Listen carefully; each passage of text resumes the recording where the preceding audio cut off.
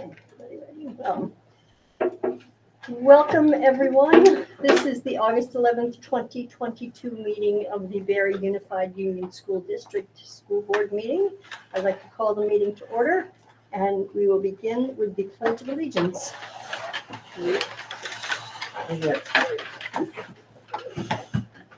Ready? I pledge allegiance to the flag of the United States of America and to the republic for which it stands, one nation, under God, indivisible, with liberty and justice for all. We'll now take just an extra period of time to get settled, get ready, a mindfulness moment to think about what we're doing here and why we do it.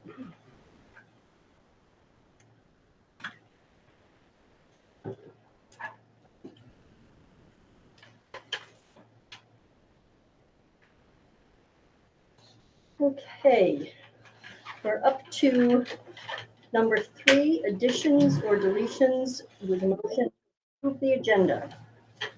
Are there any additions or deletions to the agenda? I have an addition that I would like to add. Do we need to make a motion first to approve? Oh, approve the agenda, right, yes. I'll make a motion to approve the Chris, agenda. yes, motion to approve. Second by Terry. All those in favor? Aye. Anyone opposed? No. Motion carries. Now. You didn't get input yet. Oh, input, any input? That's right. Okay. I would like to request that 12.1 executive session be removed.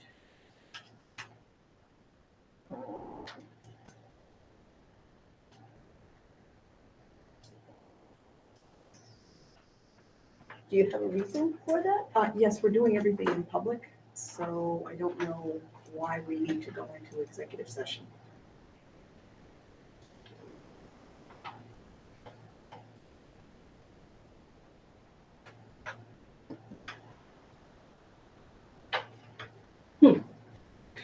I mean, we will be discussing the pros and cons of the candidates, and there may be sensitive information there about decisions that, why we're making those decisions. So that would seem to me like maybe something that makes sense to do in executive session. Historically, we've always done it in executive session. Okay, doesn't mean that it's right and that we're following the executive session rules. We're going to be interviewing them in public and asking questions, listening to them, and that's as far as I know what we're doing, this interview.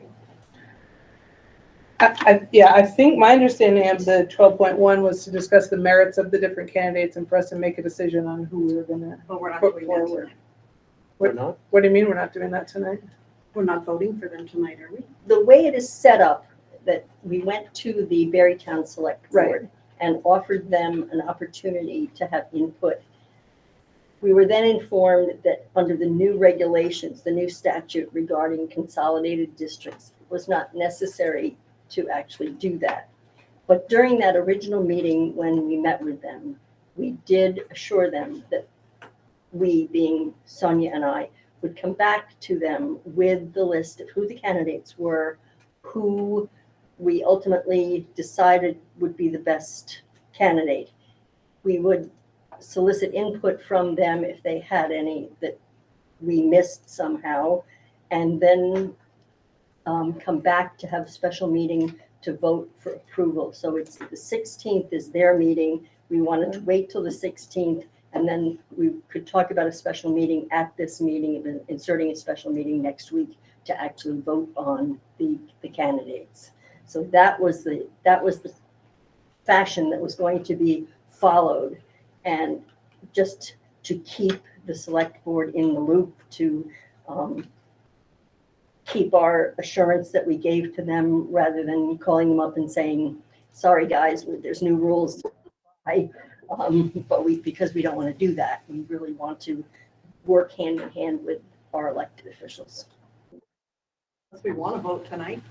So do I hear you saying that we do need to present a candidate to them that we're saying this is the person that we We believe is the best. believe is the best? Right. Right.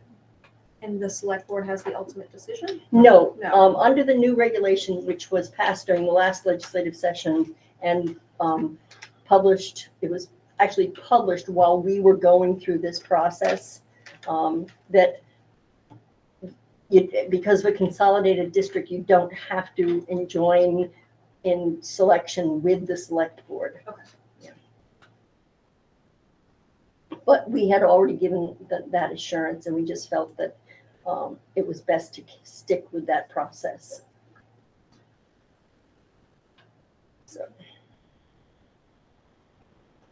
So we can discuss in public if it's if we've always felt it to be a courtesy to discuss candidates in executive session. If there are any questions, that's the way it, again, recognizing that that's the way it has always been, and if we can go forward with that, or if anyone sees anything different, we certainly can consider it. Andrea?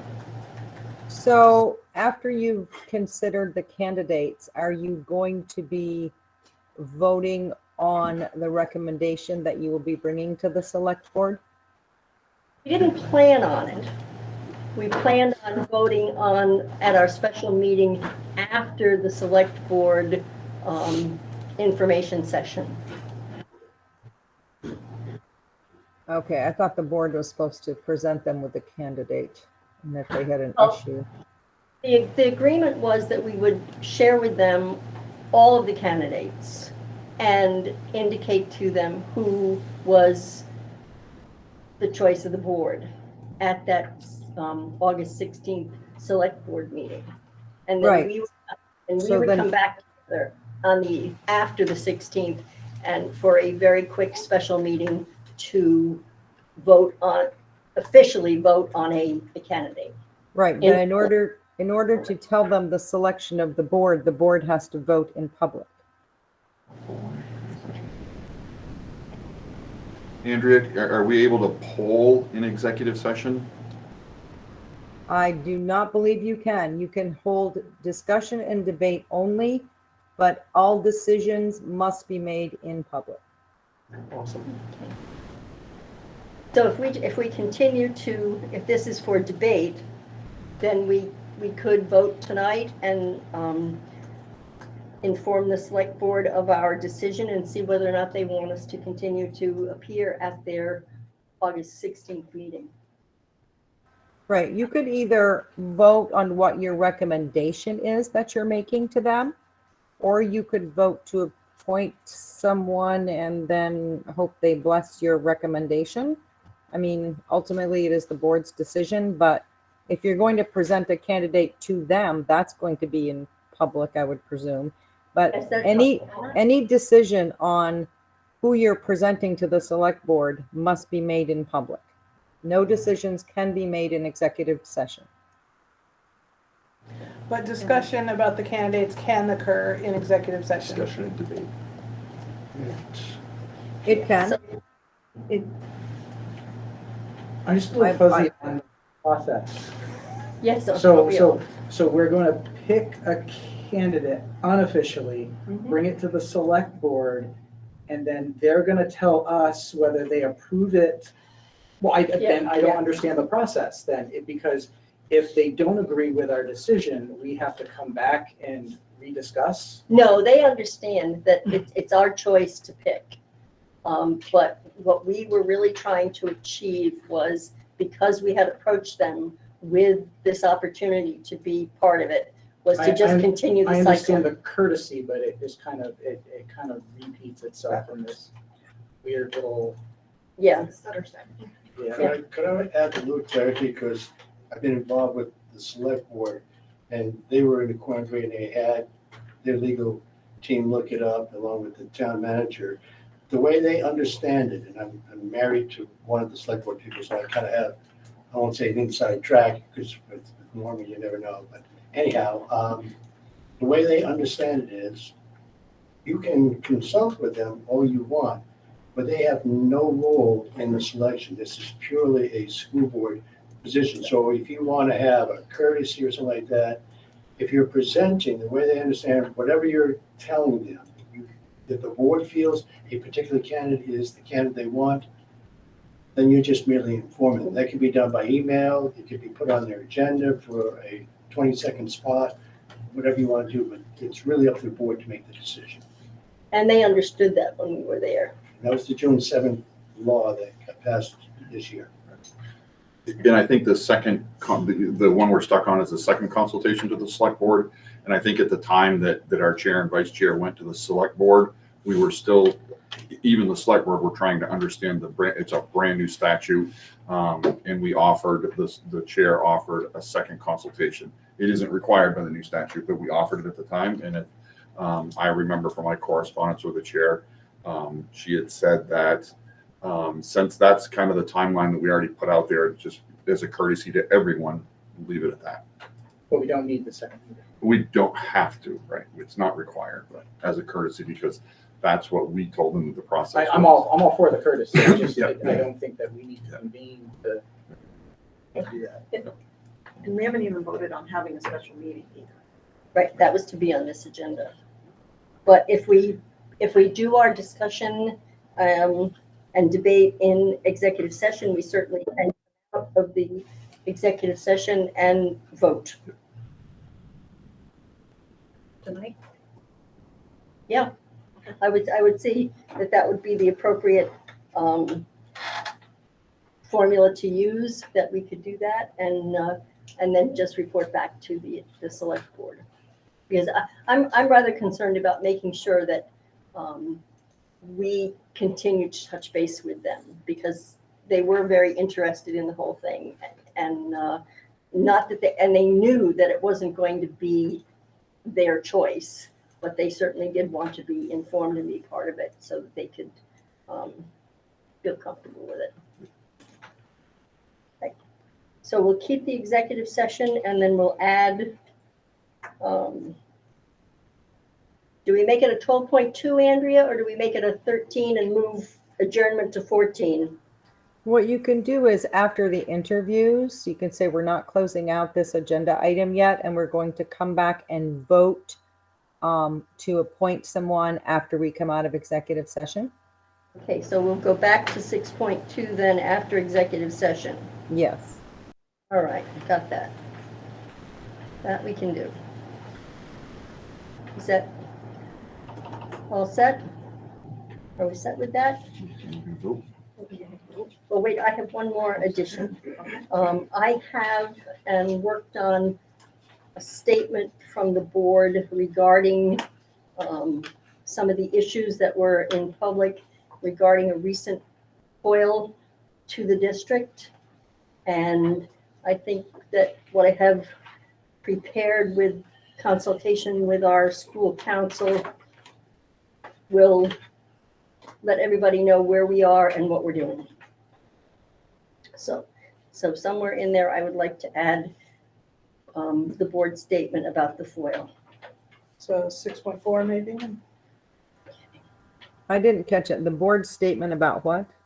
The FOIL, FOIA. FOIA, yes. I still did not catch that. I'm sorry. The public information request. Thank you. In terms of deciding on questions that we're going to ask the candidates, are we going to take that under the same agenda item, or do we need a separate agenda item for that?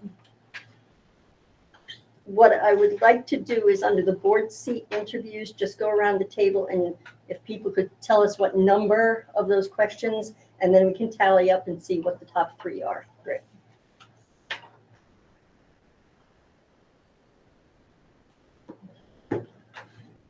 Anything else? All right. So are we ready to roll? We're going to vote that one first. And Yep. All right, so with the motion to approve the agenda with the additions and corrections.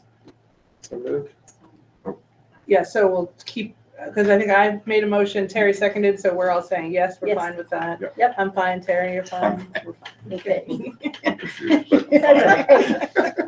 All those in favor? All those in favor. Aye. All right. Any opposition? No. Good. All right. We're up to number 4, public comment.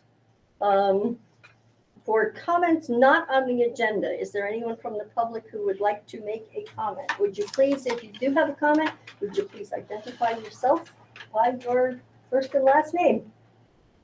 You're planning on talking about the FOIA, so I'll wait on that. I Okay, do have something to say on okay, all right. So we'll make a note that you have, that. And I guess I will stand up and say something. okay. Stand up.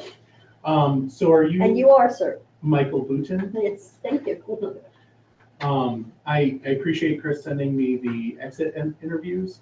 I think that, I know that you guys had tabled it, and I'm assuming, are you guys planning on putting that on the agenda for future discussion? I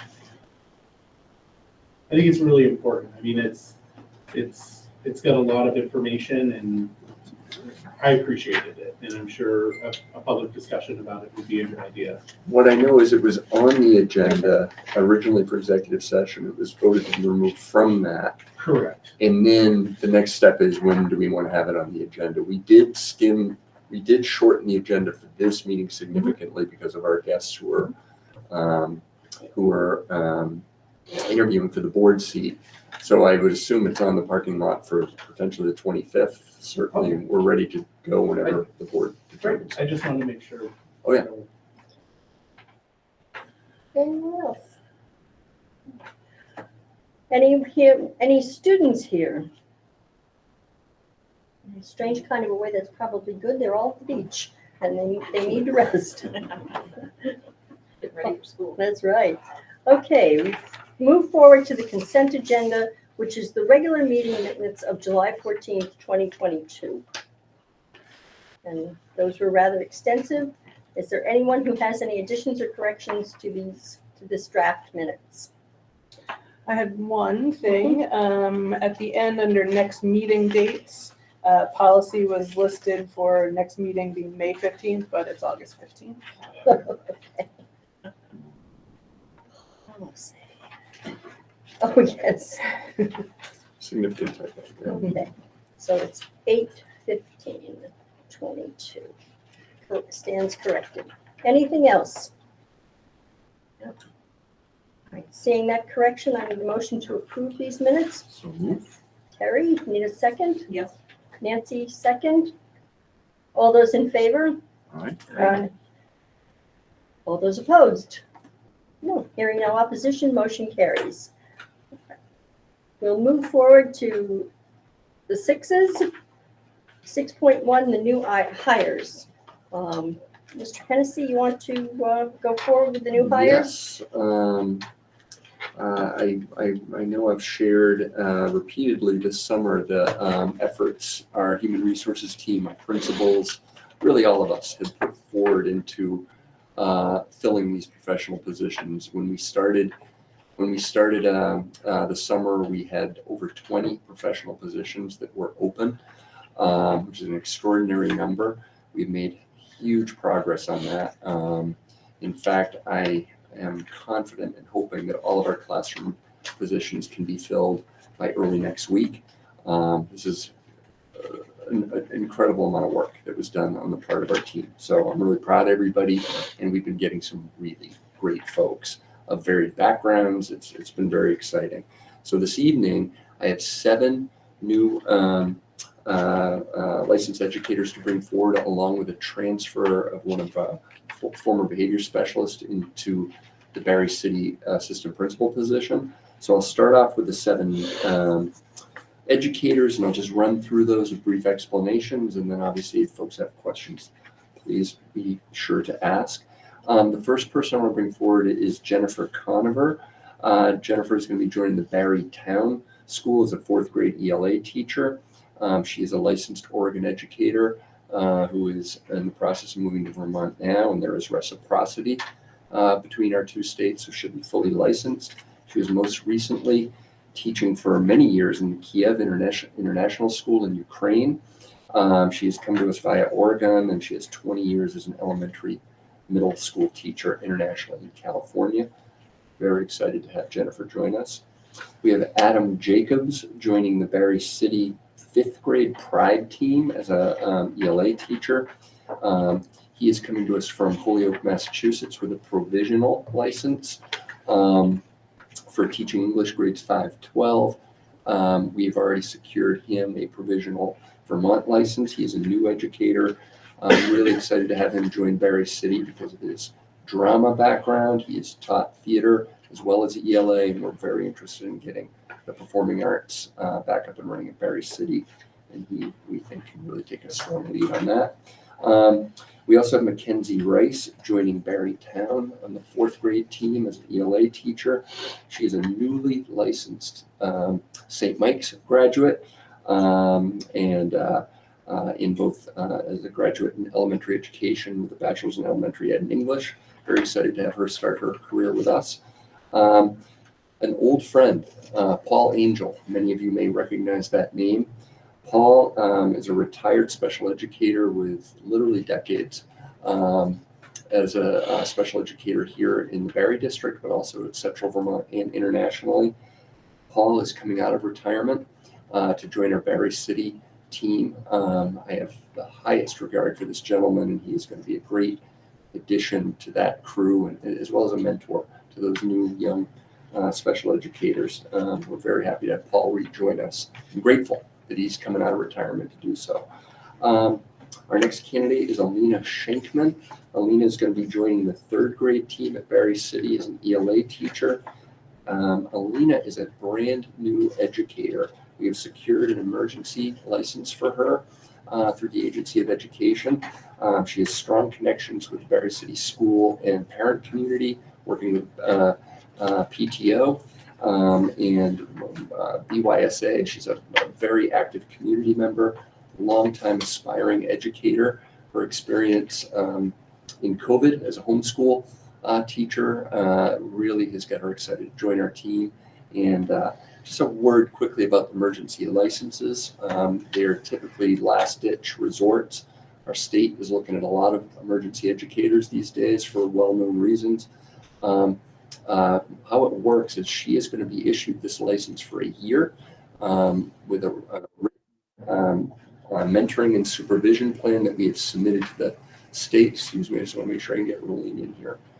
And what will happen with that is Alina is going to be able to basically conduct her practicum, her teaching practicum, while she's employed with us. Then she will therefore qualify for a provisional at the end of that year in June. So we've already got a strong mentor in place for her, and very excited to have her join our team. Our next candidate is Colleen Springer. She is going to be our new she's also joining the 4th grade team at Barry Town as a math specialist, as well as general elementary teacher. She has her K-6 endorsement, fully licensed. She's a longtime library media specialist in South Burlington, the Burlington schools, a real pro. And the team is super excited to have her join the team. She has been wanting to be a math specialist and teacher for a number of years to get out of the library field. So we're excited to have her join us. And finally, in the teaching category, we have Rebecca Stewart. Rebecca is joining us on the 8th grade team at Barry Town as a science teacher. I want to give specific praise to Principal Erica Pearson. We started summer vacation needing 3 middle school science teachers at Barry Town, and we have secured all 3 of them. And we're super excited about every one of them. Rebecca is a real interesting candidate. She's most recently worked at the Department of Defense Star-Based program in Rutland, which focuses on making science exciting and something that we want kids, especially in at-risk populations, to do. That's been her focus. She's had lots of work in development of science curriculum, and she's super excited to get back in the classroom. So she'll be joining our team, and we think can also provide some mentoring to some of our newer science educators in Barry Town. Finally, we have a transfer of a person that I had the pleasure of working with for 3 years at Barry City. Kristen Morrison is going to be transferring as a longtime behavior specialist, social worker at Barry City. And joining the administrative team at Barry City as their new assistant principal. Cannot tell you how excited the Barry City team is to have her in that role. There you go. There are our 8 new folks. I also yesterday alone interviewed 4 other new teachers that were very close to being able to bring forward to the board for approval. I think one of them we sent to you right before this meeting who was ready. So there you go. I know it's a lot. A lot Are of you work going has to gone into address this. Mr. Kramer as a candidate or save that? I don't know if people have even had a Okay. chance to look at his packet yet. Okay. You can save it. Yeah, All right. but it's up to, I mean, I'm certainly, I would love to call this gentleman or have Jen call this gentleman this evening if you guys want to do that. I just don't know if people have had a chance to look at his info. We just sent it this afternoon. Any questions?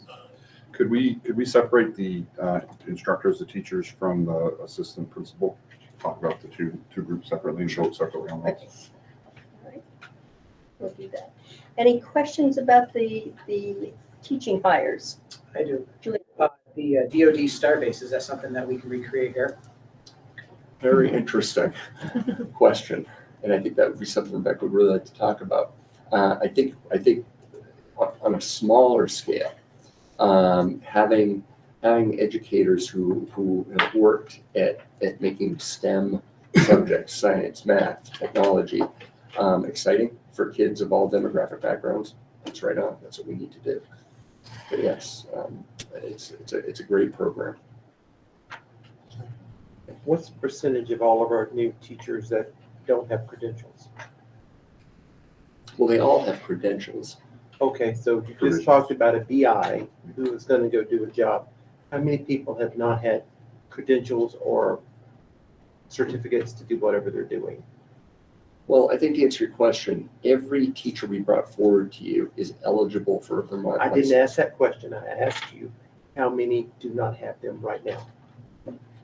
Well, they cannot start working with kids until they have their license. So by August 29th, and I have to say, the Agency of Education has been incredibly helpful with us and other districts in getting this along. And I'm not trying to dodge the question, Tim, but every single person we're bringing forward, they have to have Vermont licensure, whether it be provisional, level 1 license, level 2, or in very rare cases, an emergency license. So every one of them, and they have to have specific plans in place to get to that fully licensed place, just like I did when I started teaching 30-something years ago. So we've all been in that place. We're educators in this room. I think just keeping track, I think from March to today, because I've been trying to keep track of that number because it's a big number, it's really cool. I think we're in the 50-ish% range of provisional. Yep. I think that's the correct. And we're in that to area. Terry's point, it's really interesting because I remember this last summer when I was new in this position, that we were bringing in people, what I considered a large number of folks on provisionals.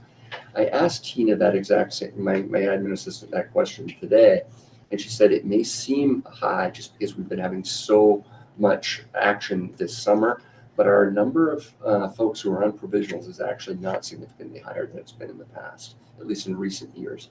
But how this works, folks, is that all of these folks are working under the superintendent's license. So we've really got to make sure that those plans are being followed.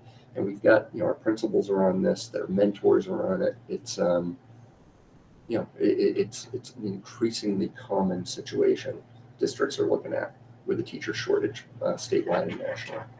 There's no doubt about it.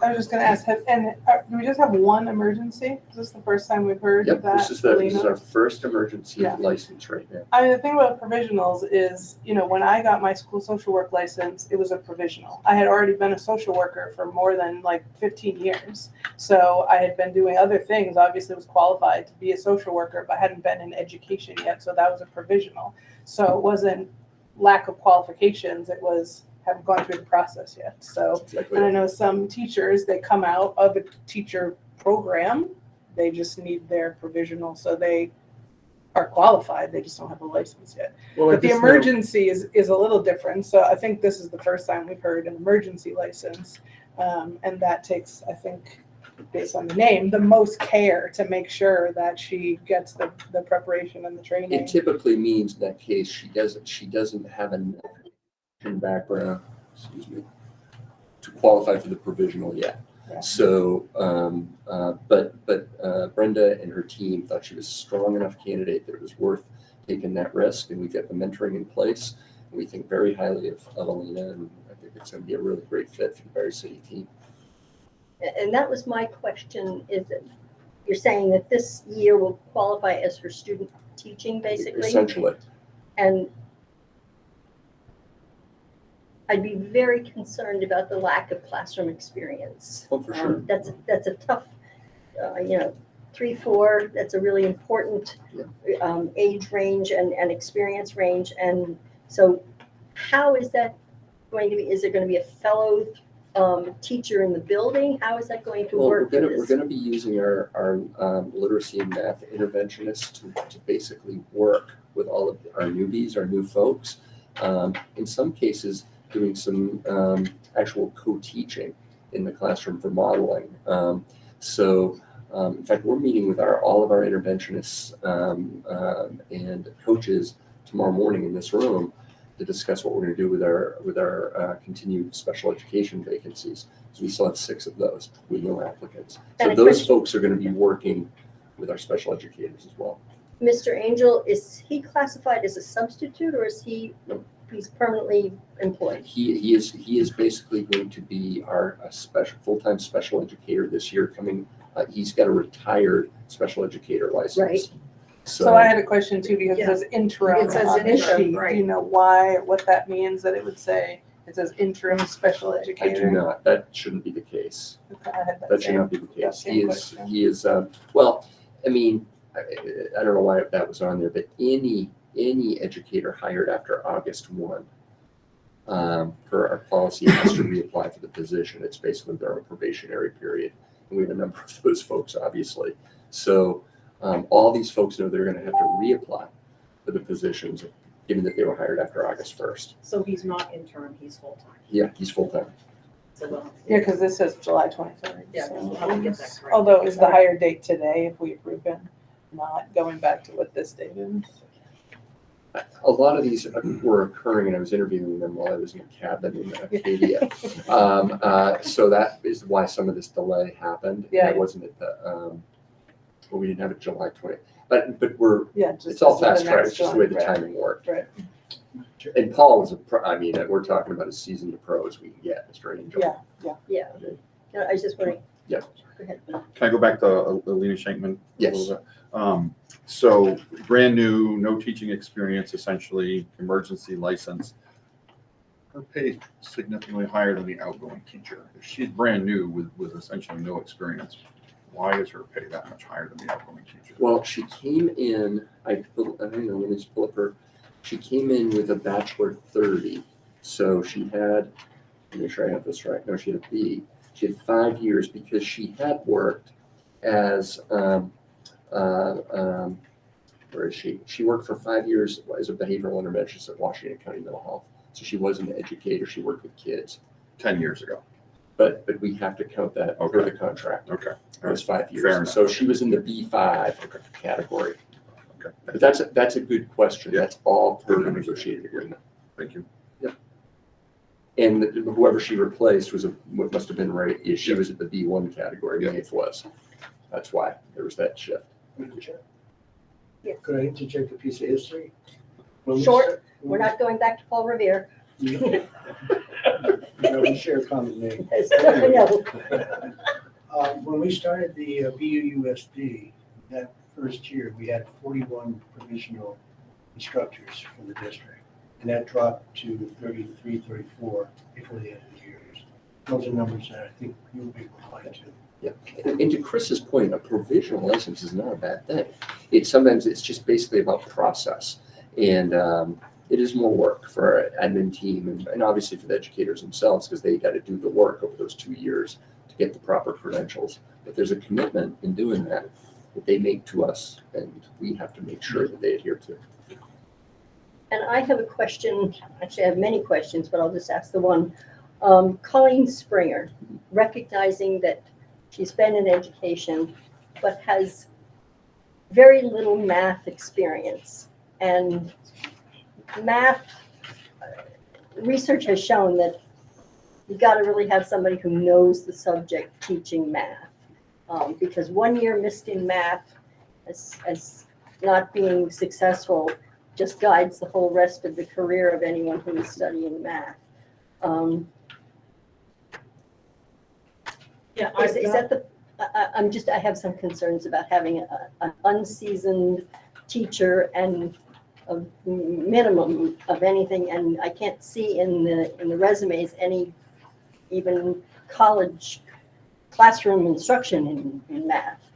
So that's my concern. Yeah, so a couple things to clarify. At the K-6 level, it's a general endorsement for elementary education. So it's that level, it's that 100 endorsement, K-6. So so all of these K-6 teachers are essentially generalists. It so happens that at Barrytown in that grade, they do specialization. But she's going to be teaching other general topics as well. The reason we wanted to have her in that position is she's coming in with, though the resume may not say it, with a strong math background and work in library media, and she is doing all the work to be the math. She wants to actually be a math specialist interventionist down the road. We're going to have her connected with one of our math interventionists as a mentor, and she'll be working with the other elementary math teachers at Barrytown. Jen is strongly confident she's going to be a great fit on that team with her experience as an educator. So that was why that decision was made. I get where you're coming from. Yeah. These are issues, but we are bringing in, as every district is right now, bringing in people right out of college to teach math who have, and in fact, I'm going to be bringing forward a Spalding candidate to you early next week who is right out of college. This person's coming in with a strong pedagogical background, and we have great confidence she's going to be a great fit for that team and for those kids. But I get the concern. And that's a concern we could talk about for any number of the folks we brought forward last year, and Tim basically brought that up. So, but it is the nature of the beast. We have to be creative right now in getting the best people possible to work with our kids. And I would agree with that being creative with individuals, but we want to be sure that it isn't a house of cards that you pull out the ace and it'll fall apart. Certainly. And Nobody that's, wants that. yeah. Okay. Any further questions or discussion about the new hires? All right. We'll look at the teaching staff first. So I would enjoin a motion to approve the individuals that were just discussed as teaching staff. Need a second? Nancy, second. Any discussion? I didn't hear who the first was. I'm sorry. Sarah, Thank you. Someone list the names. Paul Angel. Any questions? Alina Schenkman, Colleen Springer, Rebecca Stewart.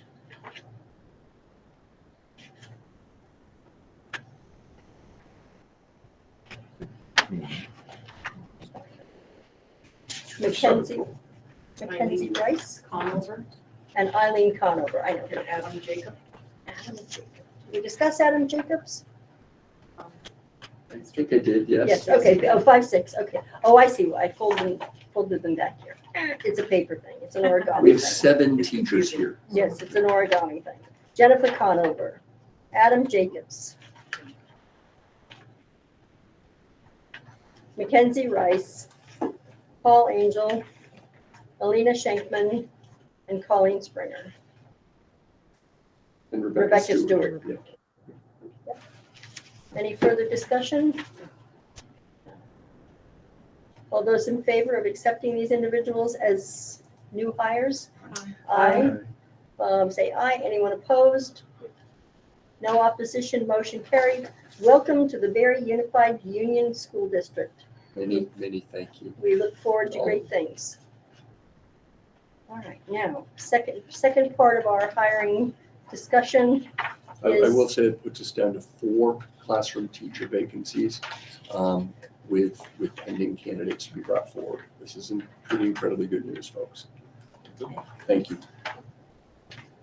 we have an individual transferring from behavior specialist to vice principal at the Berry City Elementary Middle School. Mr. Hennessy, do you want to speak to that? I've already introduced Kristen, a longtime colleague of mine. She is moving into the administrative world.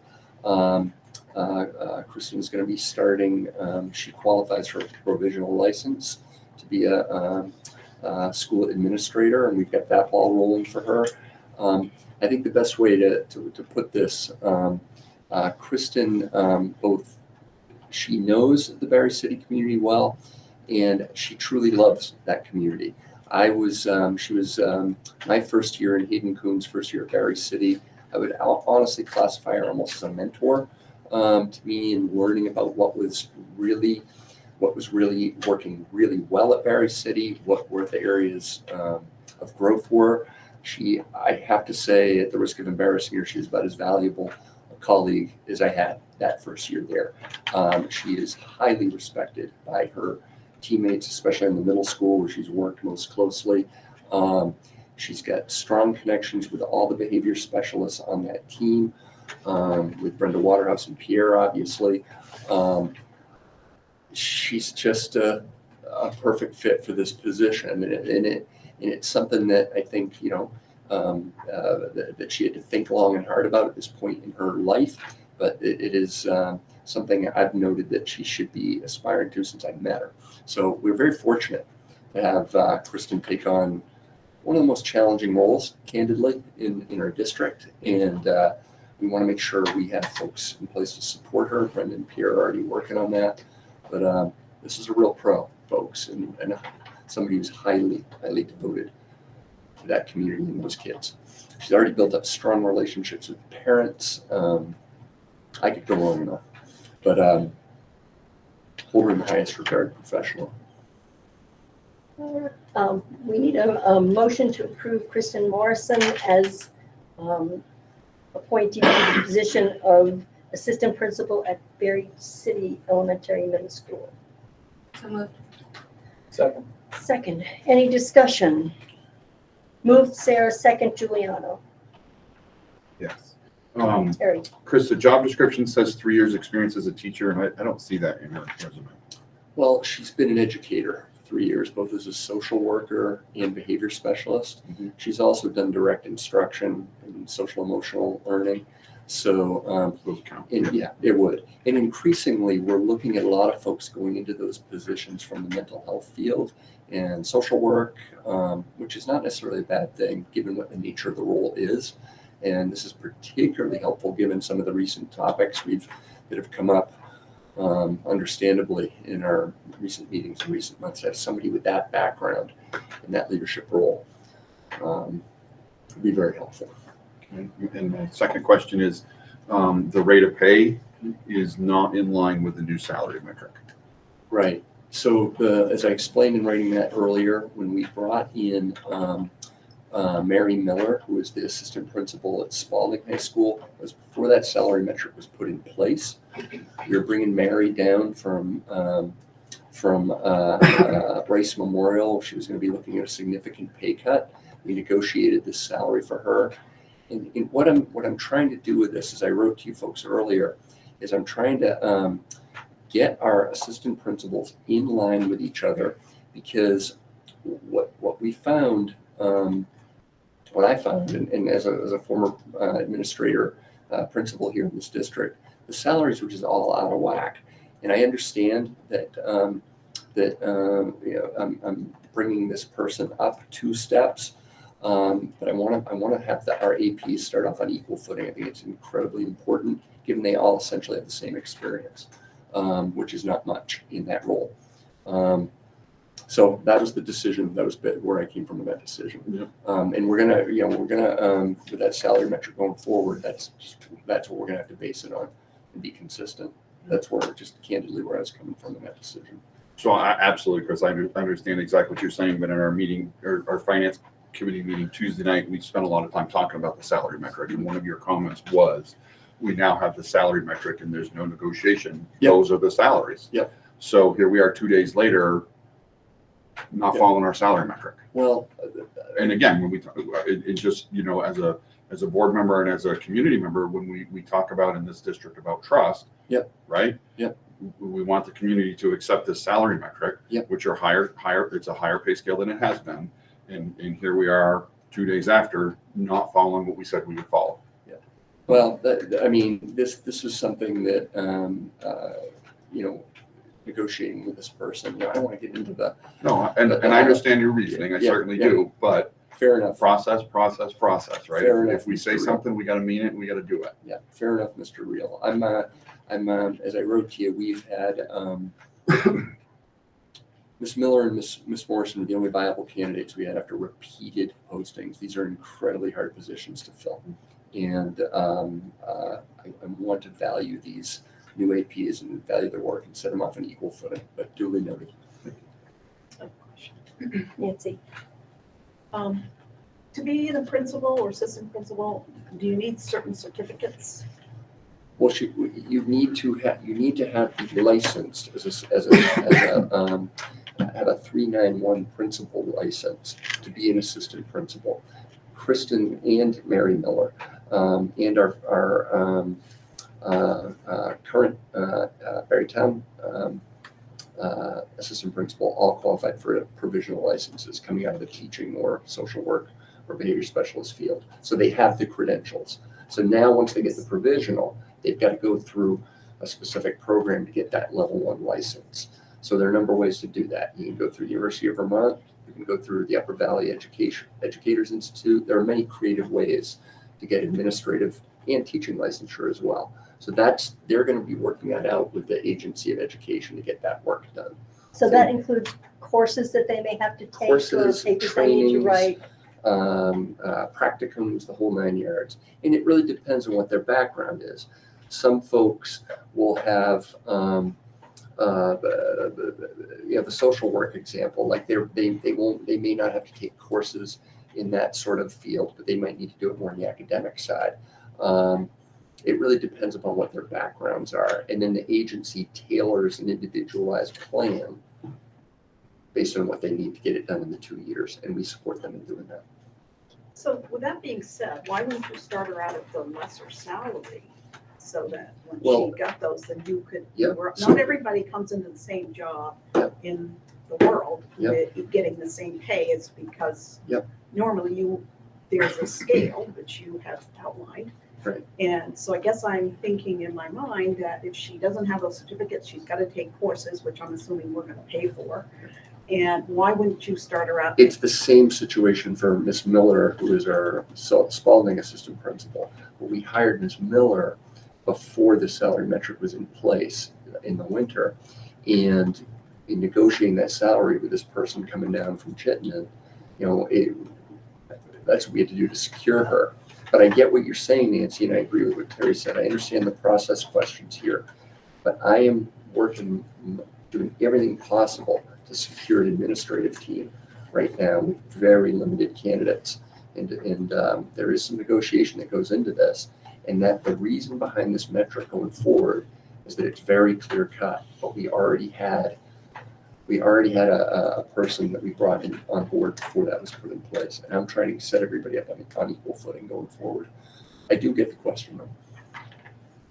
Alice? Giuliano. And then. Oh. Mr. Deering. Well, no, actually, I do have a question. Okay, Mr. Giuliano, So- Mr. Ciccanelli, and then Mr. Deering. So, if this happens again, will this issue come up? Because we now basically have a clean slate for any admin positions that are going to be moving. It's all set now. Right. So these folks are at that step 3 to start. That is not what we would have wanted. So everyone's locked in, and then Everybody's locked in. anyone coming up through will follow. Correct. So that would be the case for any of our principals or assistant principals if they move on. That's how it would work. Mr. Deering? So Michael Deering, father of 4 children in the school system and city councilor. So my question is that if we're gonna hire an assistant principal before the metric is made and pay them one rate, make the metric and then bring another individual on, which I understand as being fair, why wouldn't we be able to make the same argument later down the road with another assistant principal saying, why isn't this fair? No, because I understand what you're saying, but what's happening is they're now on equal footing, starting off the 22-23 year with the same backgrounds. That wouldn't happen again, Michael. I guess I'm just not sure the understanding. The matrix is set to make sure they're paid a certain rate, and then if the matrix is not followed, then the precedent is set that they're going to pay that individual, and then the matrix was set. That's just my comment. I understand where you're coming from, Sure. but this is a tool for our human resources team and me. When we bring people in, same thing goes for our non-contracted hourly and salaried people. We now have something in place. This is a specific situation for our admin team where I wanted to set people up on equal footing to start the year in fairness, because that had never been the case here before. So if this person doesn't work out in this position and you gotta bring in somebody else, let's say with the same experience, are we gonna have the same? Okay. That would not So, happen. all And, right. and that is incredibly unlikely, that scenario, what you just said. She's gonna be a great person for this job. Chris? I just wanted to say that I looked Kristen up in the educators database, and she does have an educator's license already with a social work endorsement, and it's a level 2 license. So she has proven herself to be able to follow those steps, and it's a lot of work from your provisional to your level 1 to your level 2, and so she is currently a licensed educator. Same thing for Mary Bell. And Same so it thing will for her. be just switching to a different endorsement, but still an educator's license. And that's what she'll have to achieve, is that Yep. additional endorsement as an administrator. That's right. And decide whether she wants to then keep both endorsements. She wants to stay with the school social work license or let that go and just have the administrator's license. Thank you, Chris. Any additional questions or concerns? Mr. Toberg?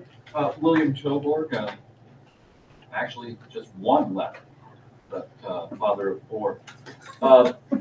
So the person who you're hiring here is going to be,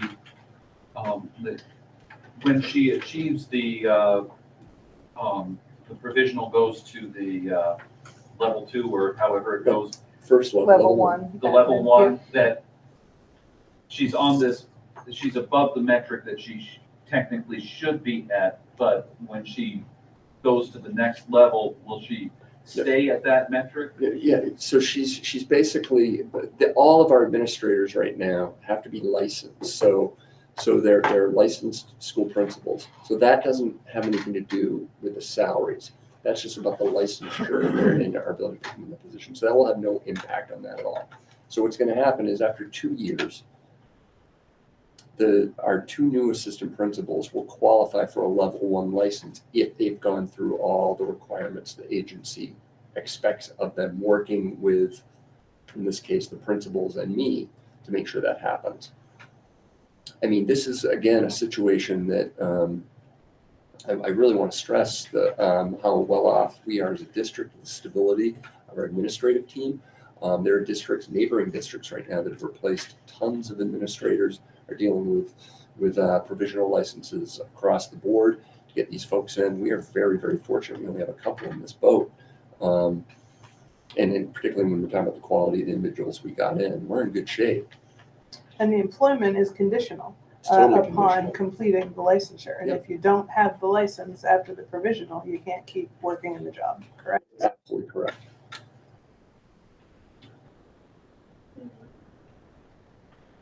Is that a question from Prudence? Okay. So, all of that having been said, we have the nomination of Kirsten Morrison as assistant principal at Berry City Elementary Middle School. All those in favor? Aye. Anyone opposed? All right, let's do this again then. All those in favor, I need to see hands.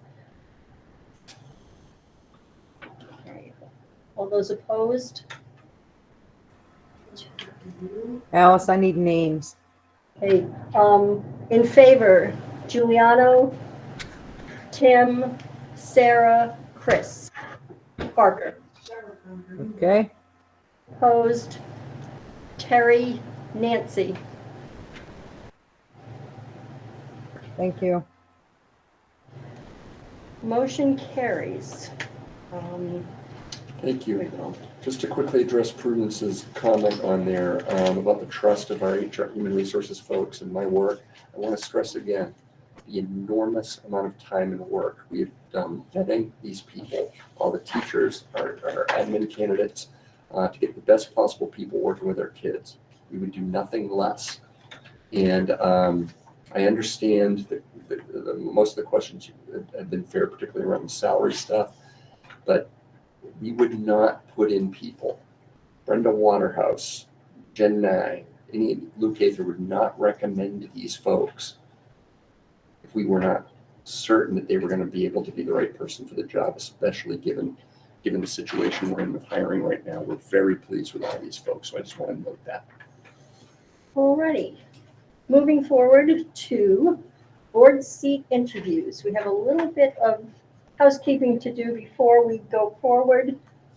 There were 9 potential questions. I'd just like to go around the table and have individual members of the board tell me what the numbers, just the numbers of the questions, the top 3 questions that they would like to have our candidates answer. You pick, because I don't have. Oh, Should we read them? Alice, Yes. I think we need to read them, otherwise people, it's on the record, won't know what they are. okay, all right. The questions are, why do you want to join the BUUSD board?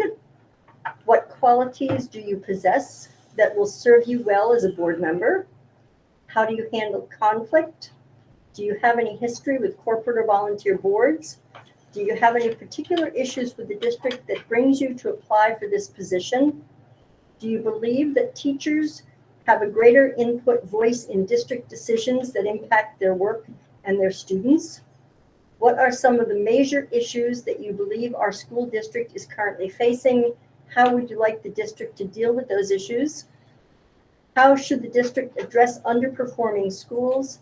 How can the school board be more accountable to the public on student achievement, school performance, and progress over time? Ms. Parker, you want to give us your top 3? Yeah, sure. My top 3 are number 1, number 2, and number 7. Ms. the clerk? Money, You can read it if you want. there, Go ahead. just You can read it. tell me your numbers and I'll write them down. Okay.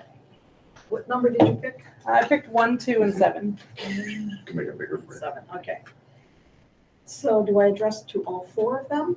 No, you say which questions you like the best. which Like we're top 3 you deciding like the best? which questions we're sorry. gonna ask. Which 3 would you ask? Oh, what I asked? Okay. Yeah. Number 1.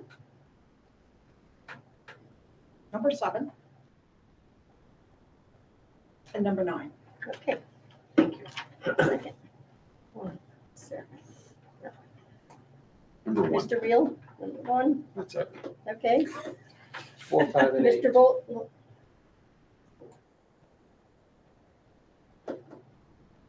Ms. Preachett? Did you forget my name? No, You over there. Maybe. just give it, You made me lose my train of thought. 1, 2, and 4. okay.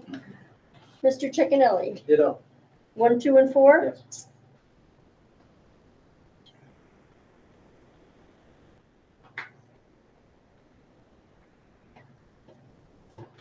All right, it looks like it's 1, 2, and 4. So, why do you want to join the BUUSD board? What qualities do you possess that will serve you well as a board member? And do you have any history with corporate or volunteer boards? 2, 4, and those are the 3 questions that we will ask all candidates. If there are other things that come out of that, that may be, but we wanted to be succinct with what we're doing to achieve the best possible outcome for everyone. We also did sort of a straw poll while we were waiting for the meeting to start, and we decided that we'd like to go with alphabetical order of the people who, as far as the interviewing is. It was hard to flip coins, but we will do that. We have 4 candidates, and we will go with alphabetical order. So, yeah, why don't we do that? How about, want to go with that table right there? Yes, if you would, please. So we're looking for, I'm not here for the board. no, that's okay. Brandy Coley. Yeah. Right. Never had an audience. Randy, this owl here is the microphone. It will pick you up fine where you're sitting. Okay, great. Use your teacher voice. I will. All right, so maybe just give us a snapshot picture of yourself, and then Yeah, sure. we'll ask the questions. Sure. So my name is Brandy. I have lived in Berrytown for 10 years, coming this October. I have 2 boys. They go to Berrytown Elementary School. They're in 3rd grade and 5th grade this coming year. And I'm also an educator. So I worked in this district for a handful of years. I was a kindergarten teacher at Berry City for 4 years, and I'm now in a neighboring district at Randolph Elementary School as a special educator. And I saw this vacancy, and I thought it's time to use what I know and be a more active participant in the process. Okay, so first question. So why do you want to join the BUUSD? I gave my simple answer. Yes, I you just feel did. like I'm ready to be a more active participant. My kids are a little bit older. I appreciate my time working in the district, that I can bring that lens as a board member and also just as a Vermont educator too. And what qualities do you possess that will serve you well as a board member? I'm an active listener, very reflective, very thorough. I build strong relationships. I think it's really important, especially in our community at this time, to build some trust between all pieces of avenues, between the board, school, teachers, and I think I have a passion in that. I think I would love to bring that. And our last question, do you have any history with corporate or volunteer boards? That I don't. Okay, that's okay. I don't. I've attended board meetings. My husband's on the board, so that's what I got. All right, and then I guess we'll give you the last opportunity to sum up anything that you think you might have missed. I think I got it. I know being a board member is an extreme responsibility. So I just wanted to bring to the table, because I know there's other great candidates here. Being a parent, a full-time worker, and a board member is, I think, close to kind of, it's realistic that I'm really a little bit nervous about the commitment to that. However, I think it's important that we have more active parents on the board too, to bring those perspectives in. So it's just something to think about as you reflect. Yes. Thank you very much. Thank you. Thank you. Thank you for applying. I mean, Yes. that's a bold step in and of itself. To all of our candidates. All right. Mr. Morrison.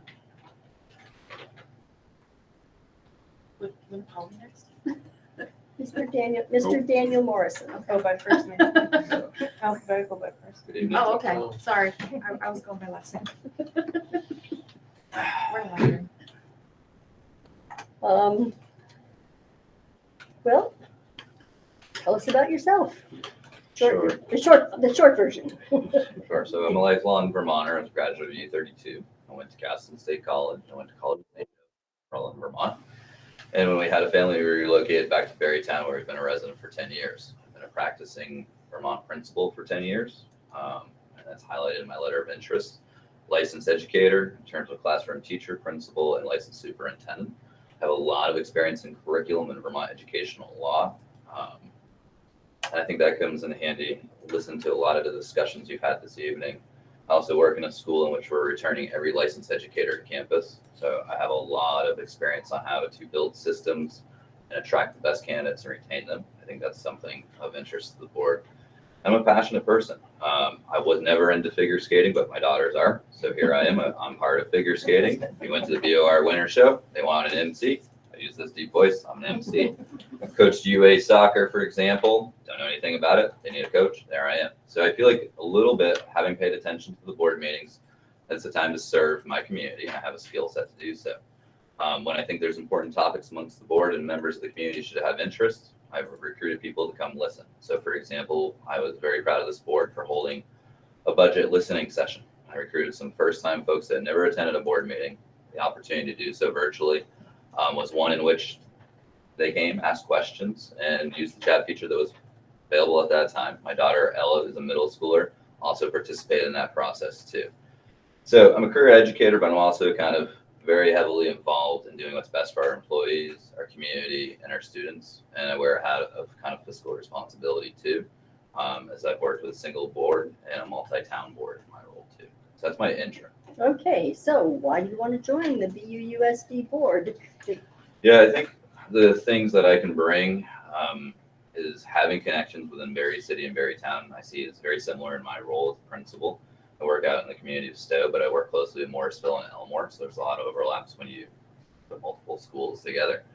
Also had that pre-K-12 experience, and also the technical side, as I've done a lot of work also in mental health and at the tech center. So just very invested in doing what's best for not only the current state that we're in, but also our long-term goals for our district. So that's what I would say, and I think it's important that we talk about all students. So. And what particular qualities do you possess that will serve you well as a board member? I stick to what I promise. I think it's really important. You erode trust if you overcommit yourself and you don't follow through. So pick a few things I do them really well. And on the board, I think that's no different. I think it's part of teamwork on a board. You can have healthy debate. One of the questions you didn't choose came kind of that way. I love to listen. I love to make sure I have clarity and understanding. And then if need be, we follow back up with what I call after action review. How did we do? Is that something we're feeling good about? Do we need to revisit that? And I'll speak my mind, but also can accept the will of the board, which I think is important too. I think the other piece that's really important, I can't say enough about trying to build that goodwill so that future search histories and with the work of the board, if you're an out-of-state candidate or internal Vermont candidate, you look that up and you say, wow, I want to work there. And I think we have had past examples of those. I pay very close attention to what I see on social media, also on the Times Argus, et cetera. And I think I can contribute to creating summary statements, if you will, my word of the board that helps promote positive momentum on difficult issues too. Do you have any history with corporate or volunteer boards? Yeah, I've worn a variety of hats. The one that I would say was most fascinating was in the community of Stowe. They had a board called the Stowe Education Fund that supported the schools, but also worked with local businesses to promote opportunities within this town district. And also made sure that local dollars stayed local too, so that you had a lot of connections and communications. I think there's a lot of great opportunities that we take advantage of in our Berry Town and Berry City communities, but also work that could be done too. And I like a good deal too, so I'm willing to go out to anybody, talk, and I think that's really important. It's hard to sell budgets sometimes in Berry, and it's a collaborative effort at the board. I'll knock on doors, I'll go out with anybody, have a conversation. So I think that's important too. All right, thank you very much. Any other questions from board? No, okay. Go forward. Thanks. Right, Ms. Reynolds, Emily. Where? Hi, hello. Hi, Emily Reynolds. You get the infamous minute and a half. Okay. Tell us about yourself. I'm from Barrie. I went to Spalding High School. I graduated in '99. I think this is my first time back in the library. My son is in Barrie Town. We moved back to Barrie 5 years ago. I own and operate an environmental consulting business in Barrie City. And we're very proud to be here. We're putting down some roots and kind of looking for ways to be involved in the community. Okay. So why do you want to join the BUUSD board? I think it's a continuation of my involvement as a parent in the school system. We started when my son was in preschool in the Educating Children Outdoors program, which was really fun. We volunteered there. We brought in our cider press and made cider, and that's just been something I've really enjoyed. And I was wondering if this opportunity would be a chance to further that. What qualities do you possess that will serve you well as a board member? I think that I'm up for a challenge. I like learning and growing, and not afraid of challenging myself. Really nervous. That's okay. We don't fight. Yes. Okay. So, and do you have any history with corporate or volunteer boards? I do have a history with volunteer boards. I was on the board of the Berry Partnership recently. I am on the board of the Vermont Youth Theater, and I was on the Ballet Vermont board as well. All right. Any other final statements? I don't think so. All right. Well, thank you very much for Thank you. coming forward. We appreciate that. Thank you. Our final candidate, Mr. Malone, Paul Malone. Let the old guy go last.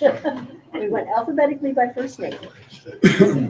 Let me give you my background first. My background educationally is in economics, finance, mathematics. I have a master's. My career has been in securities and investments. Also was owner and president of 2 companies. Custom design and construction was what the businesses were about. And also the second business was property development. I have served in this community on numerous boards for about 40 years. I think most of you know who I am, and I've been around for quite a bit. If I hadn't been in the paper, I've been elsewhere, dealing with issues that have come up from time to time involving schools and the community as a whole. I've served on a number of boards in Barre Town. I was chair of the zoning board for 17 years and in the development review board. Spent about 23 years doing that sort of work. I've been on budget committees all over the place. Currently, I still serve on the Spalding High School Scholarship Trust Board, administering the trust and so forth. I've been involved with both the public and private sectors. Have been in the corporate world quite a bit as well. The public side of my municipal side involved some of the other committees that the town had generated. I spent about 24 years working on town projects and boards, and I was a recipient of the Wendell F. Pelkey Award in 2010, and that's for an outstanding participating community citizen. That's given out once a year by the town officials. As far as the public side is concerned, with the schools, I think I'm now coming up on 40 years of being involved with the schools. I am very, very passionate about education. I think education is what's going to set the next team leaders and what's going to set those who are going to be paying for my Social Security and everything else that may come into that. I have served on several boards. I was on the Spalding High School board. I was unanimously voted as chair for that board 2 consecutive years. I've also served on the Barre Supervisory Union Board. I've also served on this board for its first 2 years, taking us from Act 46. And I was voted as chair for this particular board for 2 years in a row. I have also served on a number of other committees. I don't think there's any committee and study groups involved in the schools and building projects. In addition to that, I have recently been appointed by this board to be the community representative for the Finance Committee, and have been engaged with a lot of research and detail work on that. I have supported these schools for decades, as I've said. My attention to details is well known. I'm a researcher, a team player, a person who always advocates for consensus building. I think that's important. And also what made America famous, which was our ability to compromise.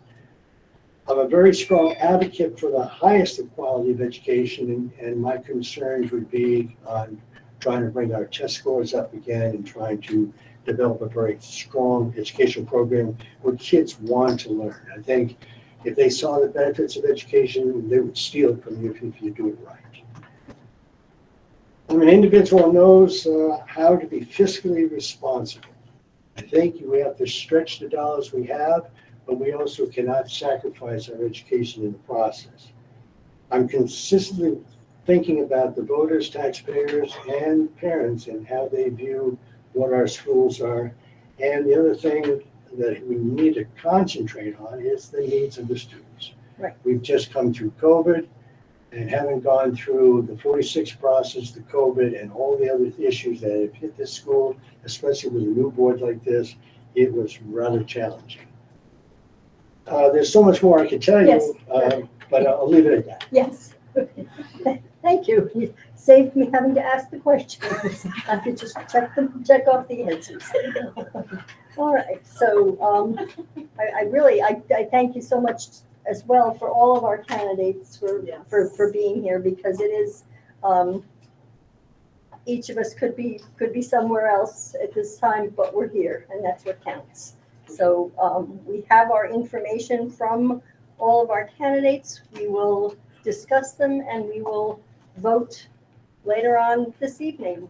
So again, thank you. No questions. No, you answered them all, Mr. Malone. I just checked them right off here. I'm fine with it. Thank you. Beat the clock. I would like to thank all the candidates. Appreciate it. I know it's tough to come and speak to them. Thank you. Yes. Hey, what is that? Two famous quotes that I really enjoy. The first one is by a famous Japanese author whose name escapes me right at the moment. I probably could not pronounce it even if I knew it. But the first journey, the longest journey begins with the first step. So here, and then Woody Allen, 85% of anything is showing up. So thank you for you're 85% there. Thank you very much. All right, so now we move forward to the EEI HVAC proposal. And who is here to represent? Mr. Evans. Oh, yeah, if you don't want to stay for the remainder of the discussion, please don't feel obligated to stay. Yes, but. All right, so who is presenting the EEI proposal? Anyone? I defer to Giuliano as far as being a board member, and I'm more than happy to speak up and add to the conversation. Why don't we have, you want to co-produce this program, Giuliano? I'd love to. Okay, so we'll have Mr. Ciccinelli and Mr. Evans.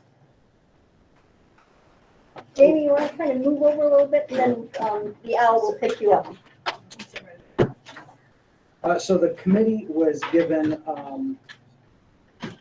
a menu of items and a description of what they would entail. And the committee came up with what best suited the grant money that was provided to the school, the district, for Spalding High School. That includes an upgrade of the electrical services, the DDC controls, third floor and second floor dehumidification, and adding fire suppressant, which due to any major construction being done to the high school, that was a requirement. And lighting would be introduced, new lighting into the areas that are touched by the construction. Oh, yes. Thank you. And part of a request from Principal Luke Ather to upgrade the cafeteria area, because what happened with COVID, they weren't allowed to have students in the cafeteria. So if anything like that happens again, having that area filtered with HEPA filters would be a benefit and allow the school to remain open. Okay. So I'll piggyback on, add to what Giuliano said. So, ESSER monies, ESSER grant monies is federal monies that schools have access to improve ventilation to their buildings. All of our school buildings throughout the state of Vermont, throughout the country, it's well known that a lot of school buildings need a lot of work just because the budgets can't provide that. So the ESSER grant money is to improve the ventilation in our building. We created an application with the ESSER program, and we were granted concept approval. And what we asked for was to improve the ventilation in all 3 of our buildings in the beginning. We were granted the concept approval to do so, and we had to throw together some budget numbers of our own, some ideas of our own, what we would do to improve the ventilation in our buildings. We put this out to bid. Contractors reached out to us, did some investigations. We received one official bid, and a couple companies actually declined once they learned of the magnitude and size of the project. There's something they couldn't uphold and couldn't do for us. We're fortunate to have a very reputable performance contractor put their bid in, and that's what we're here to talk about tonight. So, and again, to piggyback about what Giuliano said is the ventilation upgrades, dehumidification in our classrooms. So what that is, it's a bit of a smaller form of true air conditioning for our classrooms. It's still giving us a form of air conditioning in our classrooms with a very high degree of filtration, filtering the air. We currently, and I would like to back up a little bit to say, all 3 of our school buildings in the Barre Unified Union School District have fully functioning ventilation systems. They always have, but they don't meet, today's standards. They are an older system, but they're fully functional and competent to give us, quality air in our building. This will certainly give us, the state of our today's standard of filtration. So the dehumidification systems in our classrooms will provide a high level of filtered air with conditioned cooled air and/or heated air until we hit the real hard cold months of the winter. And then at that point, we turn over to our wood chip boilers to provide heated air into our classrooms. We'll still be provided the ventilated air throughout the school year with this new system. Along with the upgrade of the ventilation system, it will replace all of the 1964 ceiling grids and light fixtures with brand new ceilings, brand new LED lighting that can be dimmed. It's a higher quality light. It's been known that fluorescent lighting will affect a lot of people with their with headaches, with their abilities for learning, just the comfort level alone. So as well, newer lighting upgrades. And because of all this new equipment, the electrical system, again, it's 1964, it's original to the building. It needs to be increased, the capacity to install all this new equipment. The fire suppression, which is the sprinkler system, and I'm winging this when I throw you this number, I'm going to say about 25 to 30% of our building is fully sprinkled. The remainder of our building is not sprinkled. So in the event, a smoke fire event, we don't have that protection. We do have a fire alarm system that is fully protected, fully serving the building. So not to say the building is not safe, this will just make the building that much safer. Overall, this is a good thing for the district? Certainly.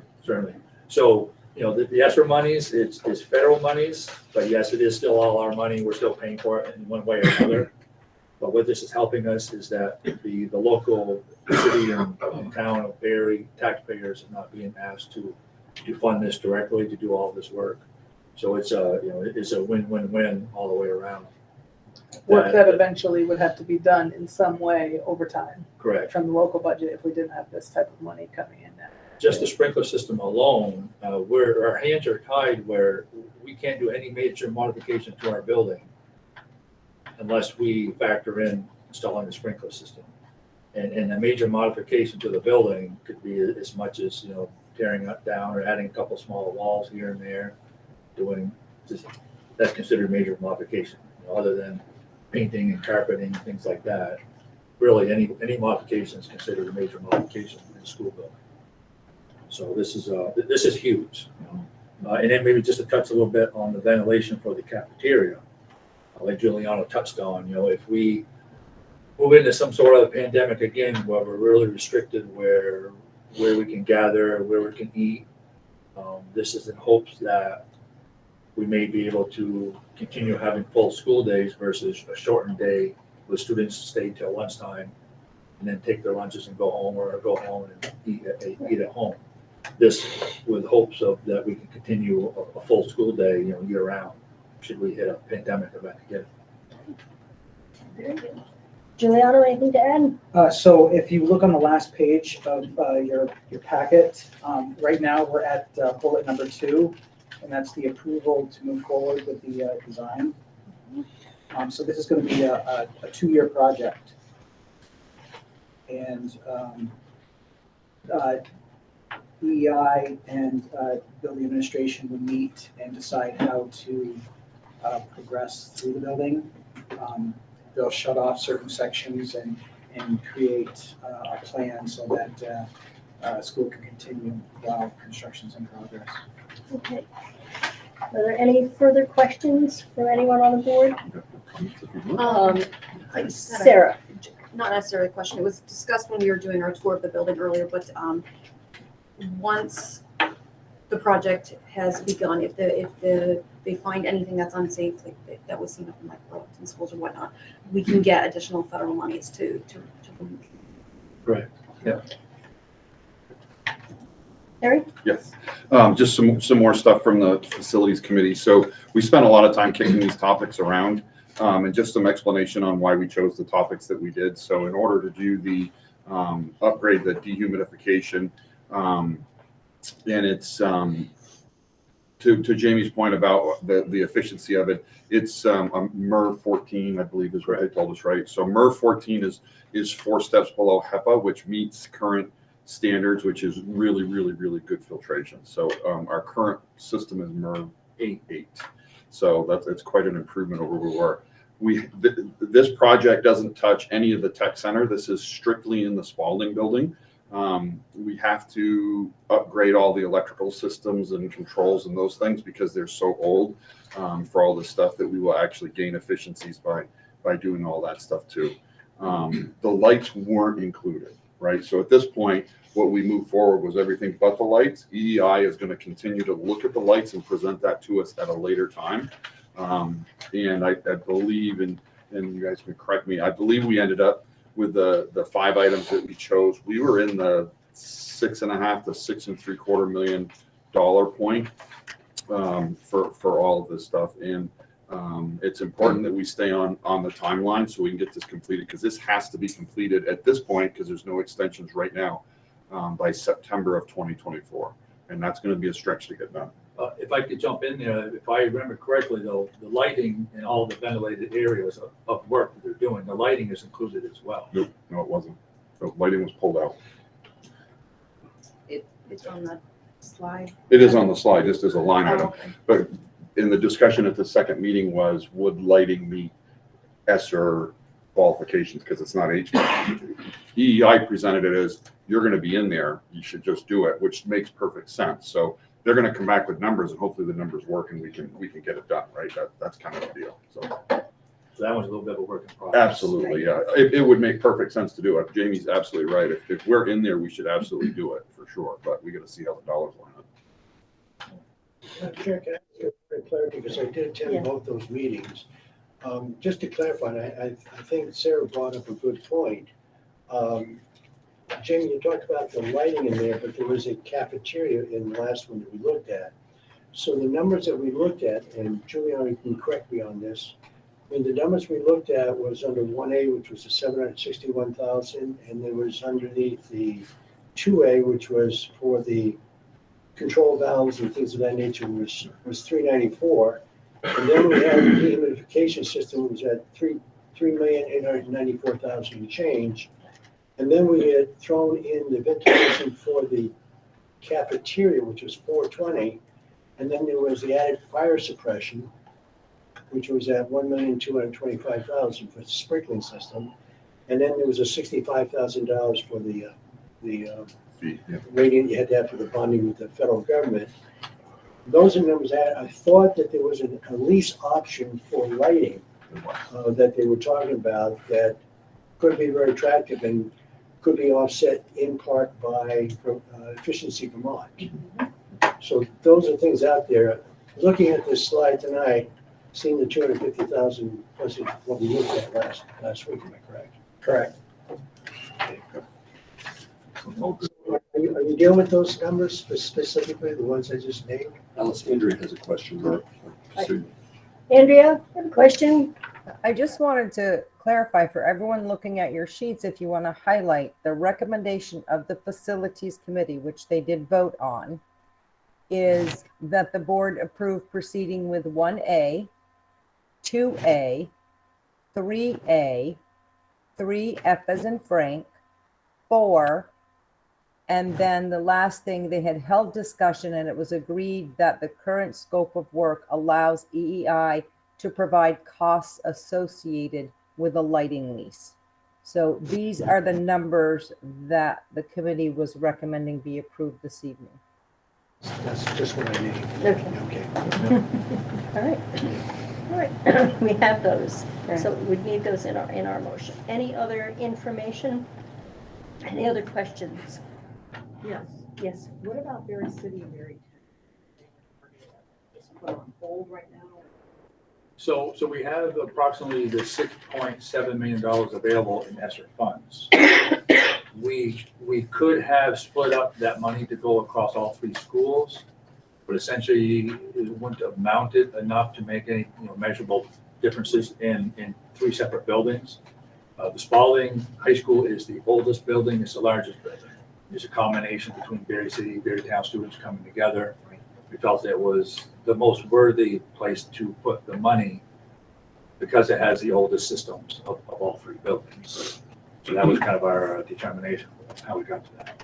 So EEI will be in those buildings and they'll generate a report similar to this.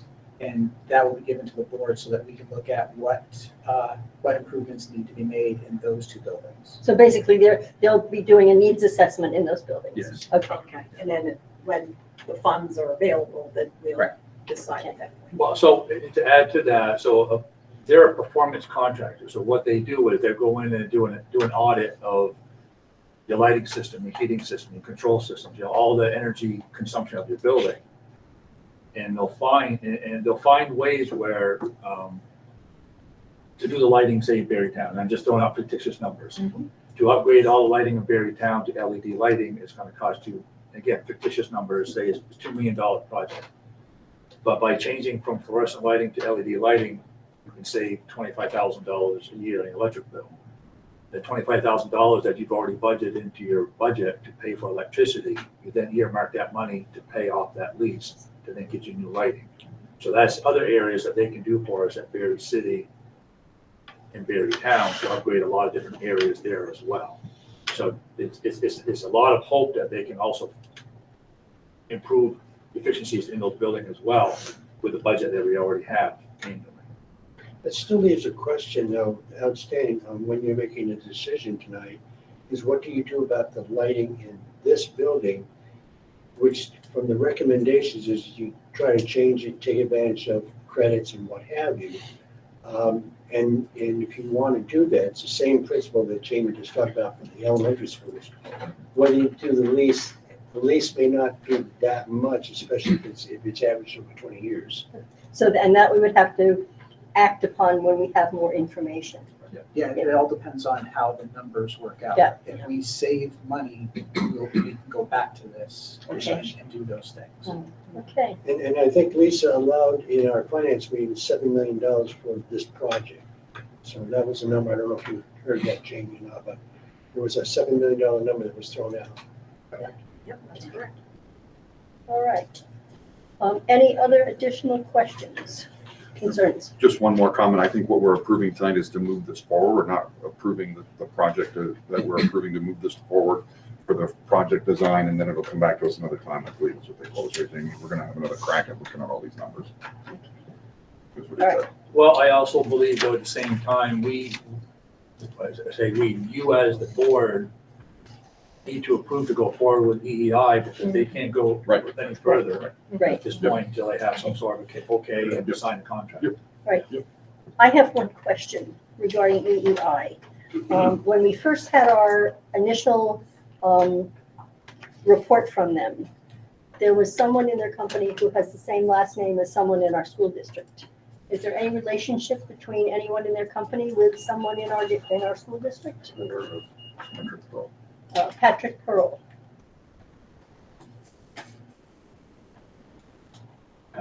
Pearl. No, Pearl. Pearl. Oh, Same no, last no, name. there's No relationship. No relationship. Okay, just want to be sure. Talking about transparency here, I'd like to make sure that we cover all those bases. Yeah, All right. it should be a graduate as well in high school. Right.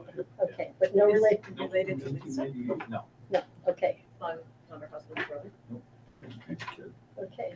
All right, so that's good, that clears that up. All right, so now we need a motion to approve EEI Energy Efficient Investments, Inc. with the design for the Spalding High School renovation. So moved. I think we have to be a little clearer. I can read you the motion if you'd like. Very good, yep, I think you're looking for a motion to approve the EEI proposal to move forward with project options 1A, 2A, 3A, 3F, 4, and the required payment performance bond of 1% of the overall cost. And I can list, it's 1A is the new electrical service for high school main and power panels for the upper floors. 2A, DDC controls and valve building window. 3A, third floor and partial second floor dehumidification with energy, it says rec rooms, 116 through 100. And improved ventilation in the cafeteria and the addition of fire suppression. I know it's a long motion. yes. All right, all right. So moved. Moved by Mr. Reel, second by Ms. Leclerc. All right. All right, any further discussion? Any further questions from the public? All right, all those in favor? Aye. Anyone opposed? Hearing no opposition, motion carries. Welcome to EEI, Mr. Evans. Very good. We know each other very well. Thank you, Jamie. All right, moving forward, that takes care of 6.3. 6.4 is our statement from the board regarding the recent public information question.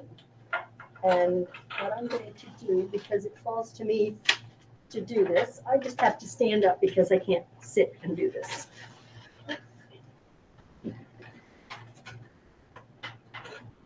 For those who are not familiar, we had a public information request. We had some public input. There was an article in the newspaper, and it behooves us as the board to just continue to keep people informed about our particular situation. So working with our council, we have a statement. At the time that the 2020-2021 superintendent agreed to a buyout, the board seated at that time voted in open session to accept the superintendent's resignation. We should have voted in open session to approve all terms of the contract. That was a mistake. The board chair then signed the agreement on behalf of the board. The document is a public record and if requested, had to be produced under the Vermont Public Records Act. When it was recently requested by the public, we produced it. We complied with the law. There have been concerns expressed that we did not publicly announce the amount of the buyout. Council has indicated that there was no legal obligation to make that kind of public statement. Nonetheless, we acknowledge with the benefit of retrospect that we should have publicly announced the amount of the payments made. It was our judgment at the time that the best interests of the former superintendent and most importantly, the district were better served by not engaging in public statements about the agreement. We thought it was important for the district to be best focused on the future and student learning, not on the events that led to the change in district leadership. We, the current board, are eager to demonstrate our commitment to transparency. We always do our best to follow the open meeting law and to produce requested public documents. Further, we are glad to have information sharing on our agenda for future meetings if the public chooses. For example, we could ask the business manager to come to a meeting to answer the public's questions about our budget, or our facilities director to speak about information regarding our buildings. We could have principals report on the unique activities at their individual schools. We hope that those kinds of reports will assure the community that we are careful when it comes to the public's money and the district's children. If anyone would like a particular matter to be discussed at a meeting, please bring your request to public comment or notify the chair or superintendent. The chair and the superintendent have the authority to place an item on a future agenda under the previously mentioned open meetings law. We thank all the members of the community, including the press, for their concern about our schools, our students, our staff, and most assuredly, your board members. We will continue to strive for the excellence we all desire and look forward to the continued interest and involvement of all our constituents. Thank you. Thank you. Mr. I'm sorry. I need to make a statement about this because there was an email that was sent to me that made me feel like I was doing something wrong by even asking for the records. And I just want to be very clear that if I wanted to use the records in a nefarious way against the BUUSD, I could. I mean, it's not like I don't have a platform. And I just want to be very clear to you guys that that's not what I was doing. And, it bugged me. It just bugged me. And I'm going to respond to the email, but I just want to be very clear. That is not the intentions. And if it was, you would know about it. So, yeah, I appreciate you doing the statement. I think it's a good thing to have it out there because honestly, people knew about it. They were talking about it. You may not have heard that people were talking about it. I did. And it wasn't just Josh. It was other people that talked about it. And I think just putting it out there now just settles it and it's over with and now it's done. For those that were part of it, you did nothing wrong. I mean, except for the fact that you didn't do it in public, but that doesn't matter. That's a normal process. It's a normal process for municipalities and for school boards to, when they have somebody that they're working with, that say, this is not working mutually, and we're just going to end the relationship mutually. That happens all the time. To Washington Central at the time. I think, was it Washington Central? Yeah. So, and it happened in Montpelier. It happens. So I'm very thankful that the information was released, and I know I'm a pain in the rectal cavity when it comes to asking for it. The FOIA request, they have specific guidelines, and I'm very retentive about them when I send a request. So thank you, and lucky Chris, he was on vacation. Okay, so from that, we move on. Andrea has a question. Andrea. Yeah, Alice, if you could please forward a copy of that to me so I can include it in the minutes as an attachment. Yes. Thank you. Yes, sir. I'd like to also talk about the item you were talking about a minute ago. Can you say your name? For those of you who don't know me, my name is Ulysses P. Fournier. I sent the board a letter. And I do want to concur with what Mike said. I was, as a taxpayer in the community, not only dismayed, but pretty disappointed about the information that came out in the Times Argus a weekend ago.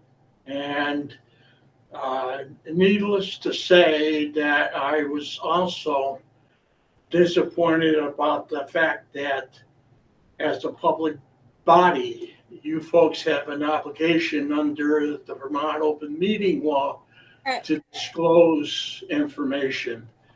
And if I was given the impression anyways from reading Dave Delcour's article that the vote that was taken on the Superintendent Dave Welsh, it was done in private. It was not done publicly.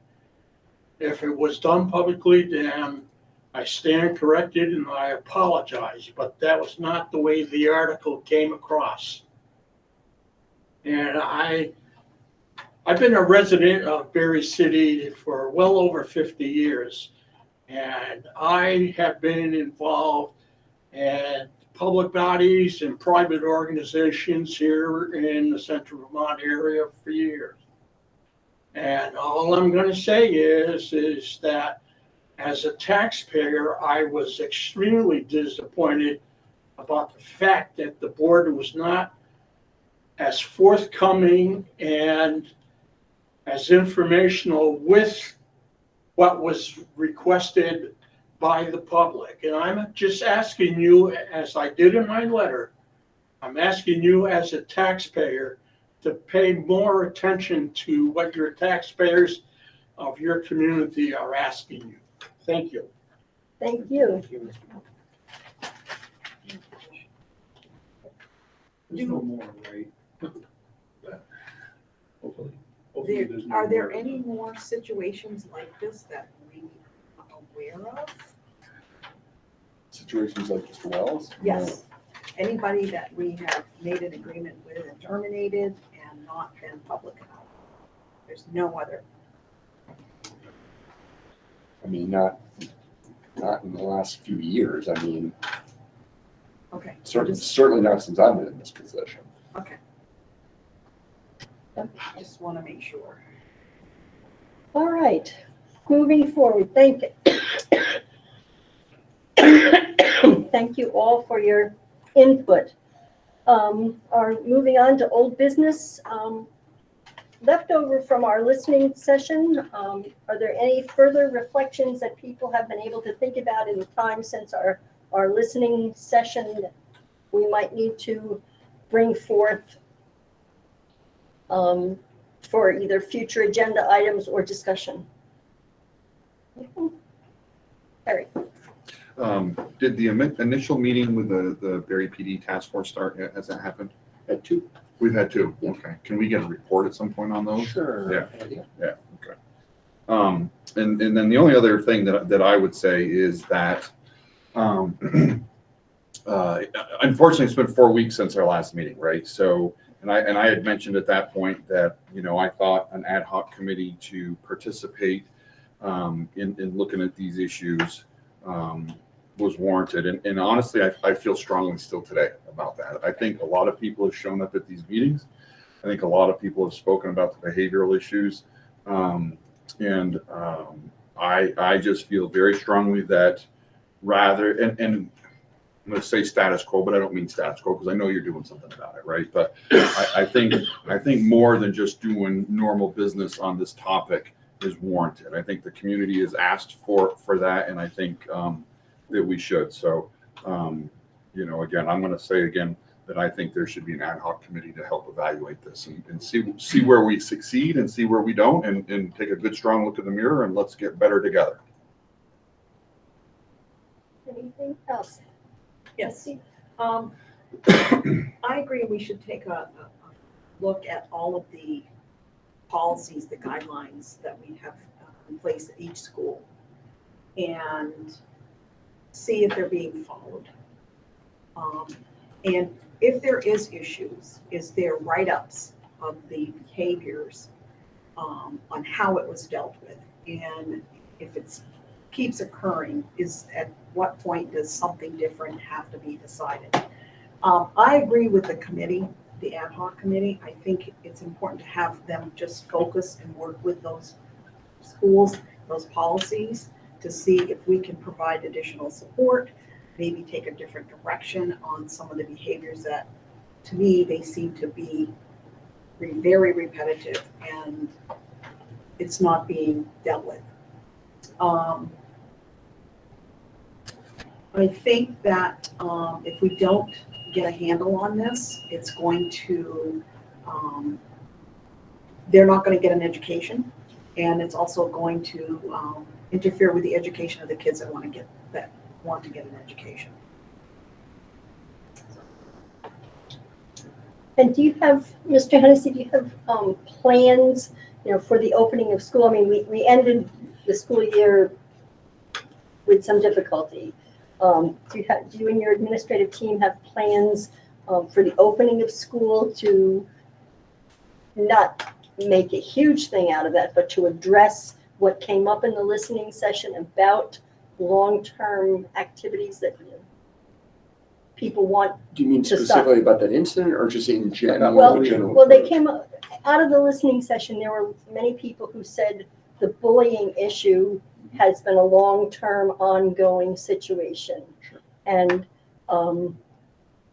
that needs to stop. And so when you put the stake in the ground at the beginning of the year and say, this is what we're doing, what's your leadership team plan to do that? Not tonight, but can you fill us in on what your leadership team plan is to put that stake in the ground and inform the children and the parents at all schools? And I'm sorry if the high school kids are offended. I refer to them as children, but at my age, I can call anybody anything I want. Anyway, but that's the kind of thing that, this is the behavior that we expect. This is what we're doing. And do you have that something that you can share with us? At Barry City, we have a new team. It's very excited to get to work with their behavior specialists, Barry City specifically, with Kristen joining as AP, with Brenda Waterhouse, a real strong systems thinker coming into the elementary school, working with Pierre. So they're working closely with our behavior team to address exactly what you're talking about, to look at systems, to make sure that our procedures and practices are being followed. They're working to look at the existing student handbook, what is working in that, what is not. So yeah, of course they're going to address this at the beginning of the year. So and I think it would be good for us as the board to know about those things. So in case we are approached about what's going on, we can be able to tell, and about the balance between schools, recognizing that no two schools are the same anywhere. Sure. But what is the balance that we're looking at to reach that positive platform so that kids can come to school and don't feel that they need to hide in the library, or they don't need to, or there's this unwritten pecking order that some kids are disciplined and some kids aren't, that type of thing. We want that to really be mitigated. Yeah, and we also a big part of the work we've done this summer is working on ways to engage the community in each of the schools. So to actually have strong parent-teacher organizations who can work with the principals and work with teacher groups to talk about this stuff at the building level, which is really what we hope to see happen. And it would be nice for us to have those reports from those building administrators to share what their struggles are, but also share what their successes are. I would also add that our hope is to have board members participate in these items at the school level too. So as community members. I was going to say, I wonder in the next principals reports if they could talk about the PBIS system, positive behavior intervention and supports, and what's being done in each school to start the school year in a positive way of how they're positively reinforcing and, you know, rewarding kids who are doing the right thing, kids who are upstanders, who are not bystanders, who are showing up for their peers and letting people know when things are not okay, or, you know, see something, say something kind of thing. I think all of those things would be helpful in a report of like, these are the things in place that we're practicing every day to help support kids. That's really, really good. And I was one of the things I Okay. wanted to say, just about the PTOs, there's been a lot of renewed positive energy on social media of people wanting to, you know, be involved in the PTOs at all the schools. And I thought that that's very positive. And the Heritage Festival, I know LSU did a lot of work on that. I was out of town, so I couldn't participate. But That's right, there's always next year. yeah, there's always next year. Miss Prugent as well, but- and Spalding, Yes, and like, that's it what was I was gonna- so What a certain. positive thing too. Yeah. And I think we need more of those things of like board members, school people, parents, kids, like whole community positive, like we're together, we're seeing kids, we're engaged, and just what a nice like community thing. So thank you to everybody who And was just, Tim, heavily I'll involved in get that. to Well, I you. mean, go ahead. Could I just call on Sarah to tell about the PTO signups at the Heritage Day? So that was actually phenomenal. We had some papers at the Heritage Festival at our booth. People who wanted to get involved with the school, if they're interested in substitute teaching, if they're interested in our para positions, if they're interested in our PTOs. So we had those available. So we have a stack of sheets of people who are interested in participating and being involved with our schools. It was also great to see we had a number of our administrative team there, and our new Spalding principal, who's Mr. Marlin, yeah. Yeah, he got to the booth and he was standing there for a second. He's looking at the stack of papers. He grabs it and he's like, "Nah," and he went out into the public. So he didn't wait for them to come to us. He went out to them, and within 15 minutes came back with 6 or 7 sheets filled out. So we're really excited about the feedback we got. Yes. Mr. Bolton? Well, I mean, it's clear this hasn't worked in the past, and I'm excited for an opportunity. What have we done to make sure that the staff know that they're going to be held accountable for their non-action in this matter? Look, everybody, Listen, let's not mollycoddle this. This has been going on for at least 3 or 4 years, right? At least. I mean, bully struggle's been happening for It's been 100 going, years. well, I know of it personally for 4. Let me just give it that. So when a teacher sees these things happen, and even last year when we had the brouhaha about the people talking about racism and all this other garbage, when teachers see this happening, what is being done when they are not coming forward and correcting the problem? Tim, I don't even know how to answer that Yeah, question. I know. I mean, The you right know, word is called fired. Yeah, well, But the problem is that if we all do nothing, I'm sure nothing will happen. well, I think there's an assumption in your question that people are doing nothing, and it's not true. Well, not according to the students who've been bullied.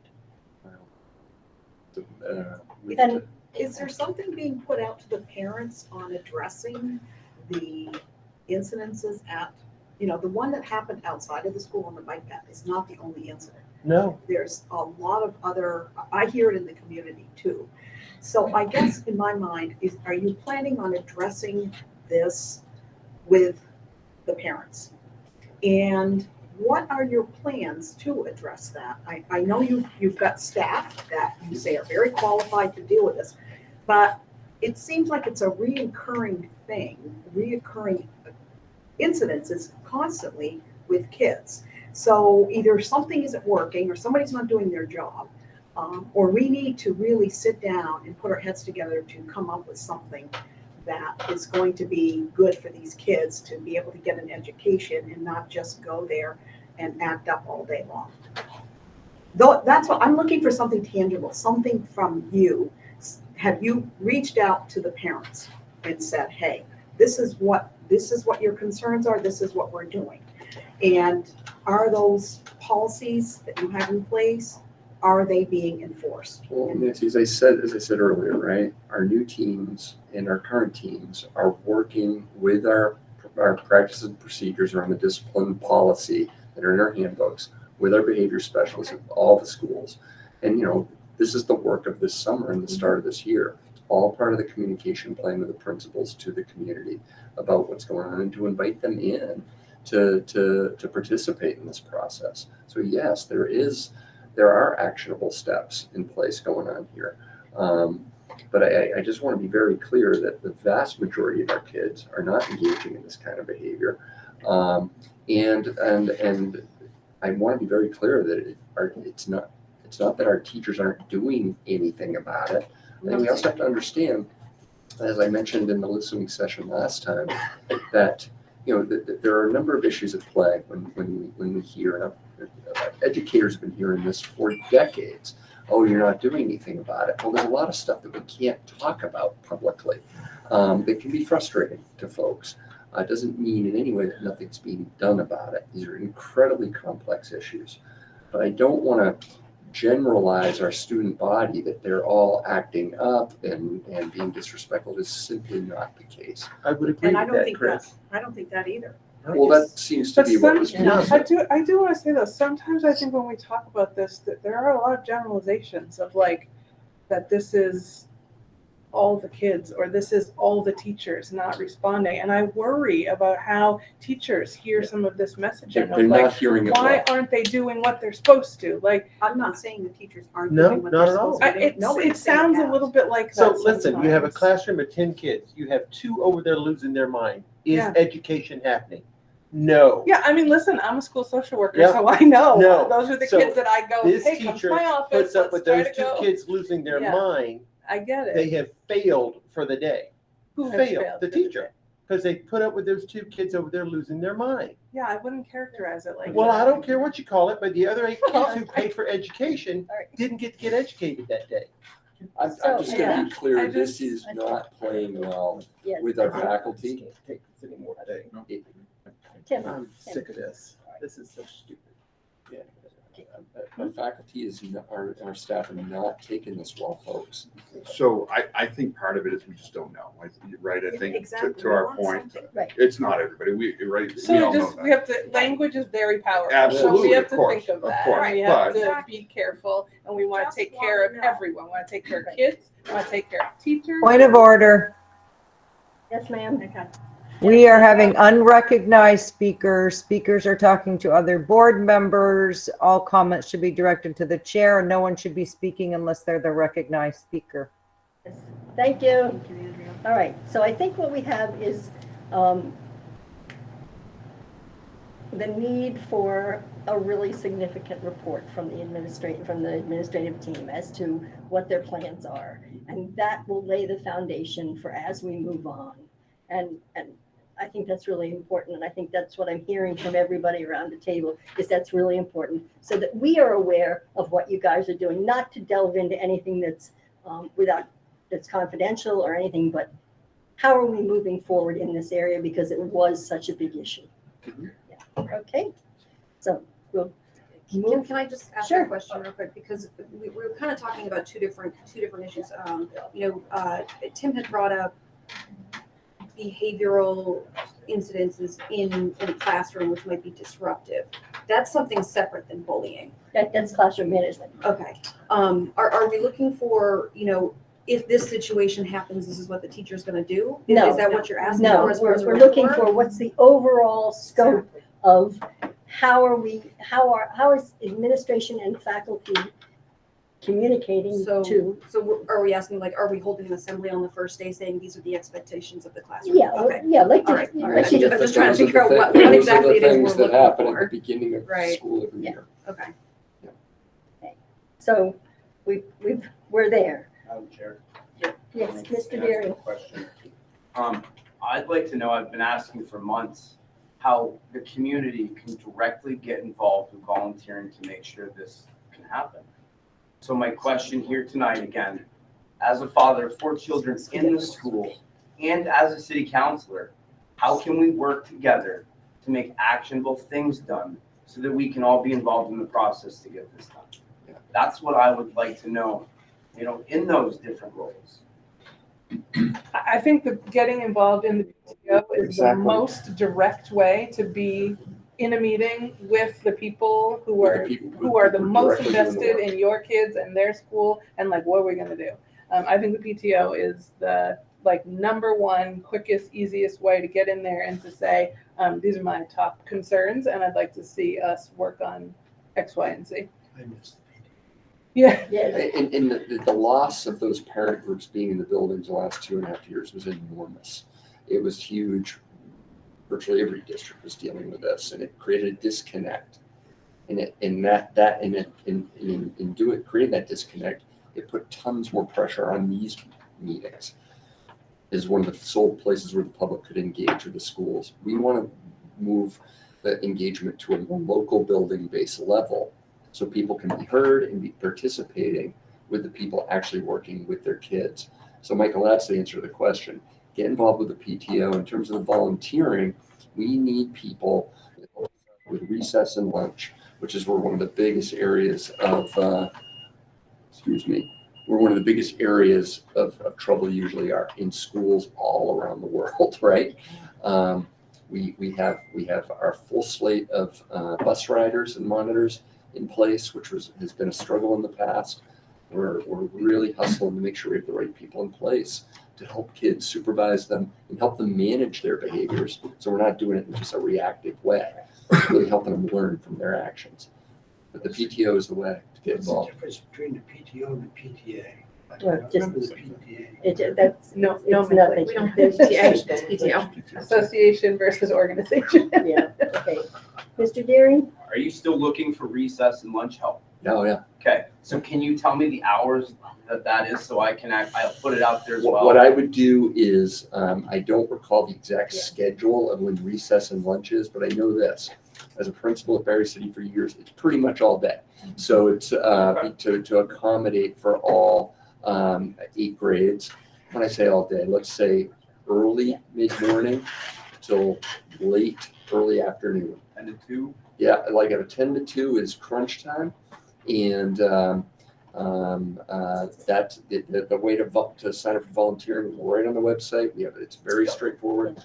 I was gonna say, I think helping people understand the process of the fingerprinting, the application, et cetera, could also be very helpful in Montpelier. We run into that all the time. We're Trying kind to of make like, it I easy want to for myself volunteer, right but now. like, I'm not sure what all the, even if we say it's on the website. Yeah. So like, if there are people available to say like, I can help you walk through the process of like, this is how you. Trying to make it as simple as we can. Probably the best thing to do is to contact the building administrator, Exactly. administration, Ms. Waterhouse or Mr. Laflamme, and talk with them about it. Okay. And we can move on from there, and Thank you, Madam we'll, Chair. hold on, we'll expect a report from central office on how things are going. Stacy Hevel, single mom of 2, soon to be freshman and 7th grader. So you said the staff coming in are ready to jump in head first, whatever, kind of get processes implemented and stuff like that.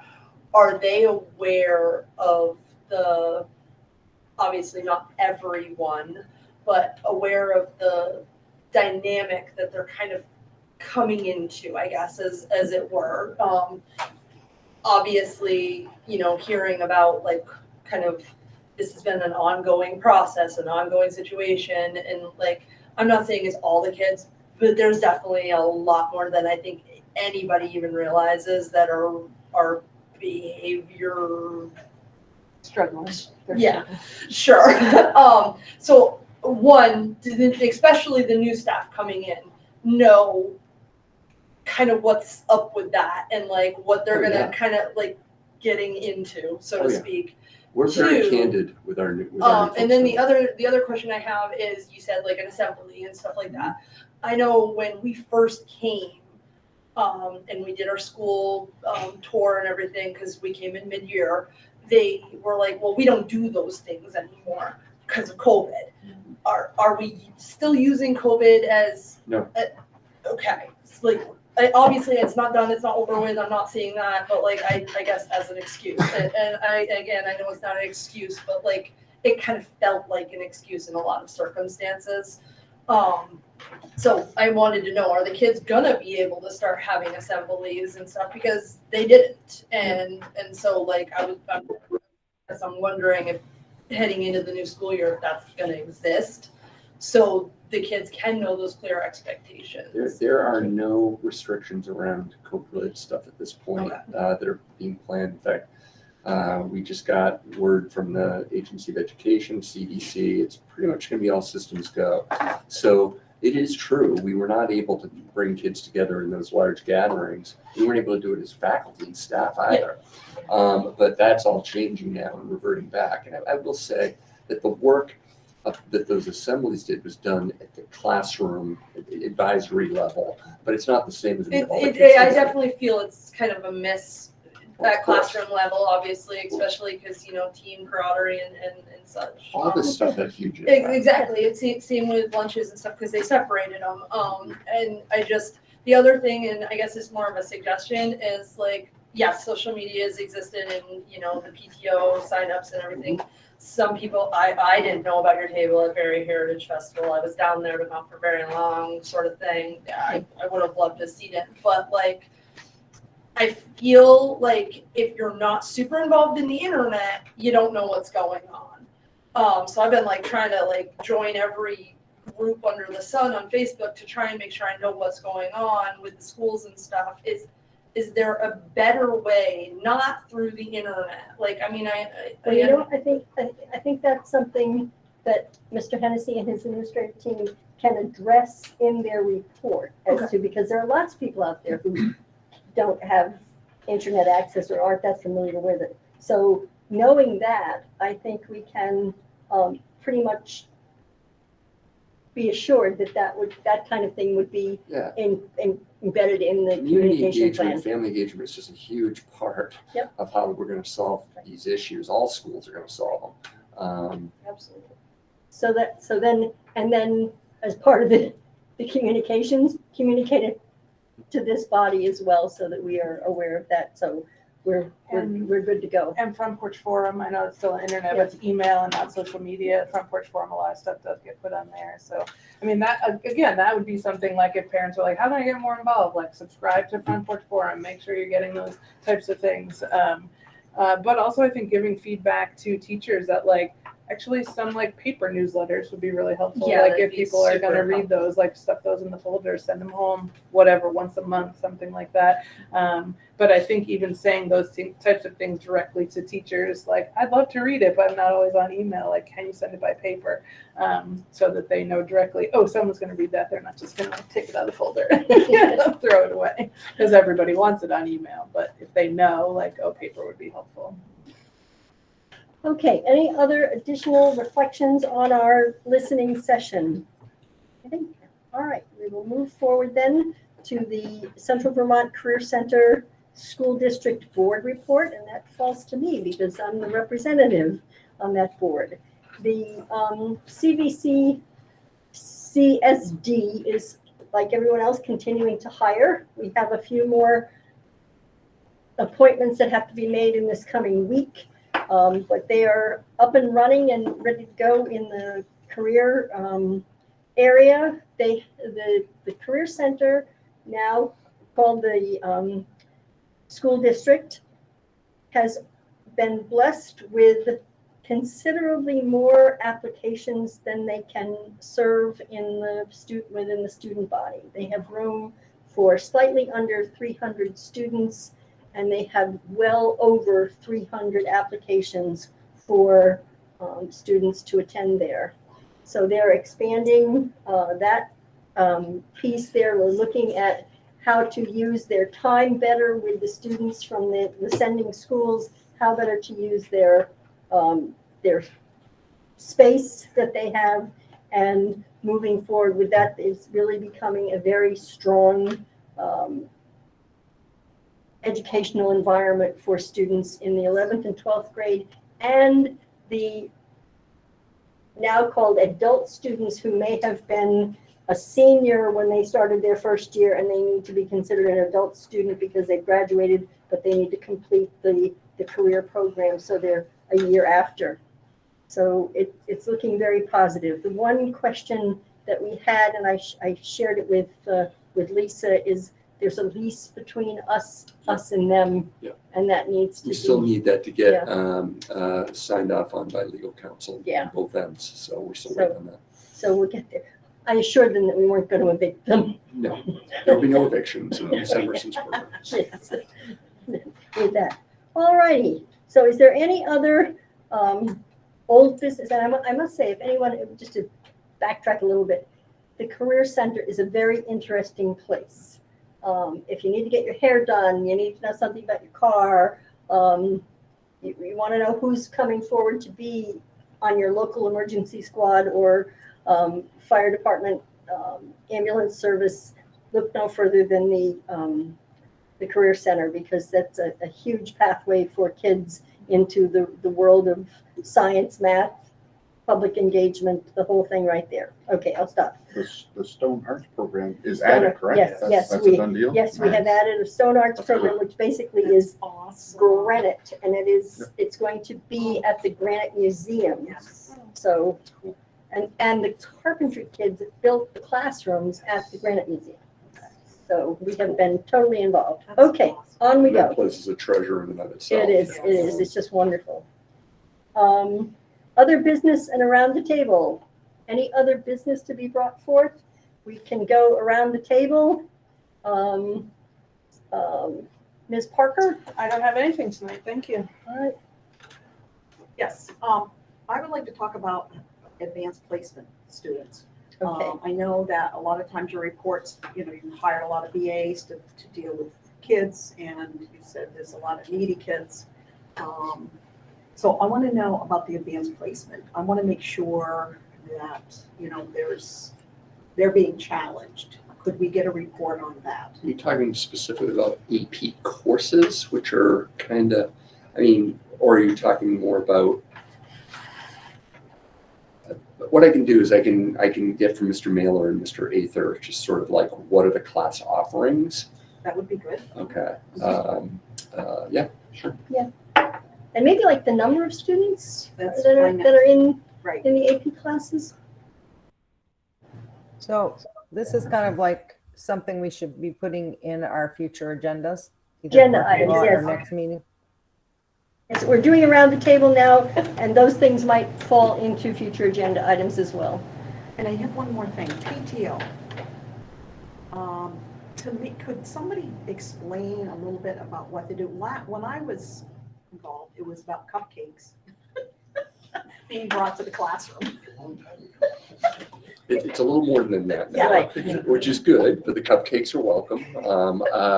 But really what we are looking to have from a parent-teacher organization, I can only speak in Barry. Mr. Hennessy? Yeah. I think because this is. Oh, this is roundtable. Round table. I agree. So, yeah. So That's the let's- thing, so let's just- roundtable shouldn't be questioned, right? Right. So, all right, thank you. So PTO, if we could get someone to speak to PTOs, I think there are some PTO presidents or PTO members out there that we might want to pull in to invite them. That's a future agenda, but around the table. Okay. Anything else? Nope. Okay. Mr. Reel? Yes, going all the way back to our new hires, I want to go to Rebecca Stewart's class. With her resume, with all the space stuff, that is going to be a very cool class. What a win. That is such a cool hire. Erica Pearson. That is such a cool Some hire. major kudos. But I was just going to ask about what was the status and determined regarding the employee exit survey report. Sounds like familiar. That's resolved. We just need to add it to a future agenda. So that's it. Thank you. Sarah? Anything? For roundtable, I've got nothing. Nothing. Okay. Juliana, for roundtable? Just a procedural question for Andrea. We had a tour of Spalding. It was before the meeting, but do you need like a list of people who went? Is that No, necessary? No, because it actually occurred prior to the meeting being called to order. So I can put a little note somewhere in the minutes that said a pre-meeting tour took place, but we don't need to document who was there. Thank you. Okay. All righty. Now, from around the table, we seem to have been able to pull out some future agenda items. Is there anything else from that anyone would like to add to a future agenda item? Please. Yes, So the employee exit surveys, okay, I think it was kind of tentatively scheduled for the second meeting in August anyway. It is in the parking lot, Yeah, so. yeah. And then I think, and Nancy can correct me, I think 2nd August, we're gonna have some preliminary budget discussion. So okay, also a yep. place for that.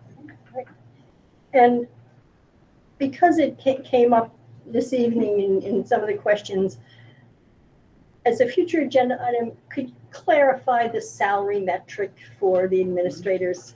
Because that seems to be a point of interest for a lot of people. As to- And for the non-contracted folks as well. Yeah, Yep. and just to explain that, so people, again, as we're moving into this new era of advanced transparency, can we please, know about that so we can share it with the community? All right, our next regular meeting date is August 25th here in the Spalding Library. It'll be both in person and on Google Meet. And Andrea, what did I do wrong now? I just want to clarify so that it shows in the minutes and it will help Tina that there's a number of items in the parking lot that are listed for the August 25th. So one is the Special Education Summative Report from FY22. The updated enrollment home study reports. I believe we were supposed to get them from June, and then in September you were going to get the current. We will have a comparable between the end of the school year and the start of the school year is the plan. Okay. So then we have the draft budget, which you mentioned. We have a heating, plowing, wood chip recommendation, but I'm not sure if that's going to be ready for then, but it was slated for August 25th. You have a summer projects update for August 25th. And approval of the second HHB designee for Berry City. And okay, and we already had staff exit surveys are in the parking lot, so that will also be the 25th. I think you're going to have a nice full agenda. Yeah, so Are you having any update on the status of from the forum, the behavioral issues? So that's in the parking lot too. yeah. Well, I would think that would be as, I mean, they will address this in their building reports, but I would prefer to have that as more of an agenda item in September once we get the year started. I think that would be more helpful, and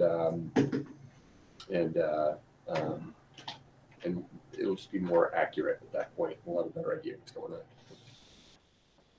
and what has happened. Because remember, the 25th school is not started yet, so. Can I also point out on the 25th, at least Berry City is doing their middle school, open house.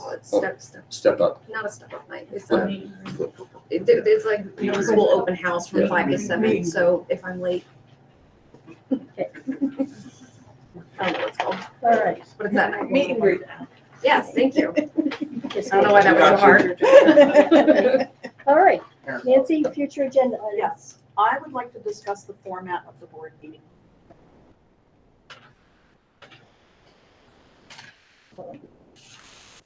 As far as, what do you mean format? Well, the community comes and we all sit here with our packets. People are online. We don't have any handouts for the community members to look at, to follow along, to know what we're talking about. And it's not up on the screen. So unless somebody actually, and not everybody has internet, I'd like to be a little more accommodating to the community and either have the handouts in paper or have a screen so that they can follow along with the agenda items. Okay. Right, so Berry City used to always have the agenda on the table.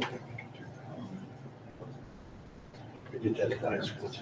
okay, yeah, we did at Berrytown as well. Yeah, in the past, we've always provided, and we've provided a stack of full packets for everybody who wants all the information. And then we also have just the agenda itself for folks who don't want all the backup. And we actually state in our policies and stuff that we do provide paper copies to anyone who wants them. So we really do have an obligation to have them here. All right. All righty. So at this point, that having been said, we will move forward to executive session. So unless there is anything else that we would like to do, should we stay here? Should we go to another? To adjourn. Oh, yes, make a motion Not- to, no, to move. Motion to move into Motion executive to session. move to executive session, I'm sorry. And Andrea, Poor the, Dan's over here, he's like. Hey. I've been waiting. So before you do that, I just need some clarification. If you are going to have a Zoom session, I see Tim still says he's here electronically. I don't know if he's there physically. So I All guess, board members are physically present. so they are all physically present now. Okay, and are you going to come back to open session when you do your vote? Should I just hang out so that I can get the vote? I can But I just was wait. gonna- What would be helpful, Andrea, is for me to shut the meeting down, or we're gonna have to go into another spot. Right. That meeting down, it's difficult for people to log back on. I'm just from experience that I've experienced on there, it's not like Zoom where you can do jump out meetings. Right. So we can just leave it on, but we'd want to go into a different place. yeah, Can we just mute Step ourselves? across the hall to one of the rooms. Chris. no, then it's, Step across the Yeah. hall to one of the rooms. This is true. Yeah. Well, I remember for mine, Is the room there? I Is did the room over there? yeah, it was, we used to it go over was to the, completely off. People online couldn't communicate with each other. It was completely off. Then We came back in. Go right back to that one. Yeah. All right, so we have decided to go into executive session. yeah. The- Well, do we have to, But I am going Yeah. to We need turn the off the reason Hang recording. on, hang on, Chris, you can't do that yet. Okay. We need to do a motion. Yeah, we need the rationale for moving to executive session. Because we are going to discuss items that preliminary information. Andrea? Well, it's consideration of, board member appointment. Right. So do we need the official, You don't need the pre-motion because there's nothing here that would place the district at a substantial disadvantage if it were public. So you don't need that piece. we're moving to executive session for discussion of board seat candidates. All right. Chris, you made the motion? Yep. We need a second. Second. Sarah seconded. No, I think it's just us. Yeah. Yeah. We go to a vote? Yeah, so, You need to vote. we need to vote. All those in favor? Aye. All those opposed? No, okay. Now we need to find a room. Okay, now we have to come back Yep. into open I session. have to start recording when before you're I ready. think you still are recording. You haven't stopped. Do we No. tell why? No, We just just vote. Oh, vote. No, All right. no, actually, wait a minute. First The off, we need recording's to going have, on, Josh can edit this lull we need, out. we need to have a motion to exit executive session for first thing. So, So second. just so you know, for making the motion to approve someone, you do have to give the reason, I believe. You actually do. And Okay. that's something the board has been lax on, and I can actually read you the part of the statute, but it says you can evaluate and whatnot folks in executive session, but when you come out and do your voting, you must also state your reasons. So Okay. we're still, to come out, Terry, were you the first? Tim was the first, I was the second. Okay.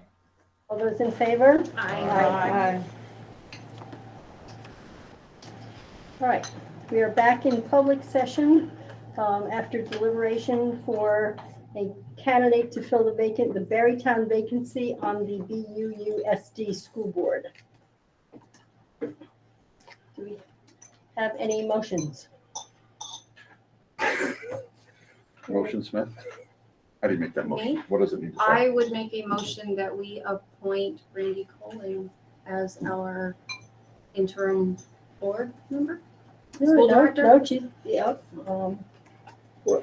I don't think she's an interim as the board member. Okay. Yeah. Yeah, it's- he's a board it's member. It's a position Until March. Yeah. Until election. I missed the name. Who did you say? Lee Cohen? Any further nominations? Nancy? Go ahead, Nancy. Well, first you need a second. Oh, we need a second. I second. Chris, you had your hand up. Okay. And I would make a motion that we accept or appoint Paul Malone as the Berrytown board member. I second that. Okay, but wait a minute. We already have one motion on the floor, so you really need to vote on that one. Does that make sense? No, you have two people, so individuals can vote for either one of those two. So you can't, I can't have two so motions how on the this, floor. how this works is you would have to vote on the first motion. If it fails, then you vote on the second motion. You'd have to, since her motion is on the table, you have to, she made the motion first. Okay. That has to be voted on. If it passes, then it's over with. And if it fails, then another motion can be presented. All right, so we have the nomination of Brandy Coling to be the Berrytown representative on the BUUSD board. We'll go around the table. Chris? Yes, I would like to vote for her. Nancy? No. Tim? No. Terry? No. Sarah? Yes. Giuliano? Yes. Yes, so we have, yes, this is B. All right. Okay, we have 3 yeses and 3 nos. So the options are you can vote to break the tie, or you can opt not to vote. If you don't vote, it's a tie vote, motion fails. Okay, I will choose not to vote.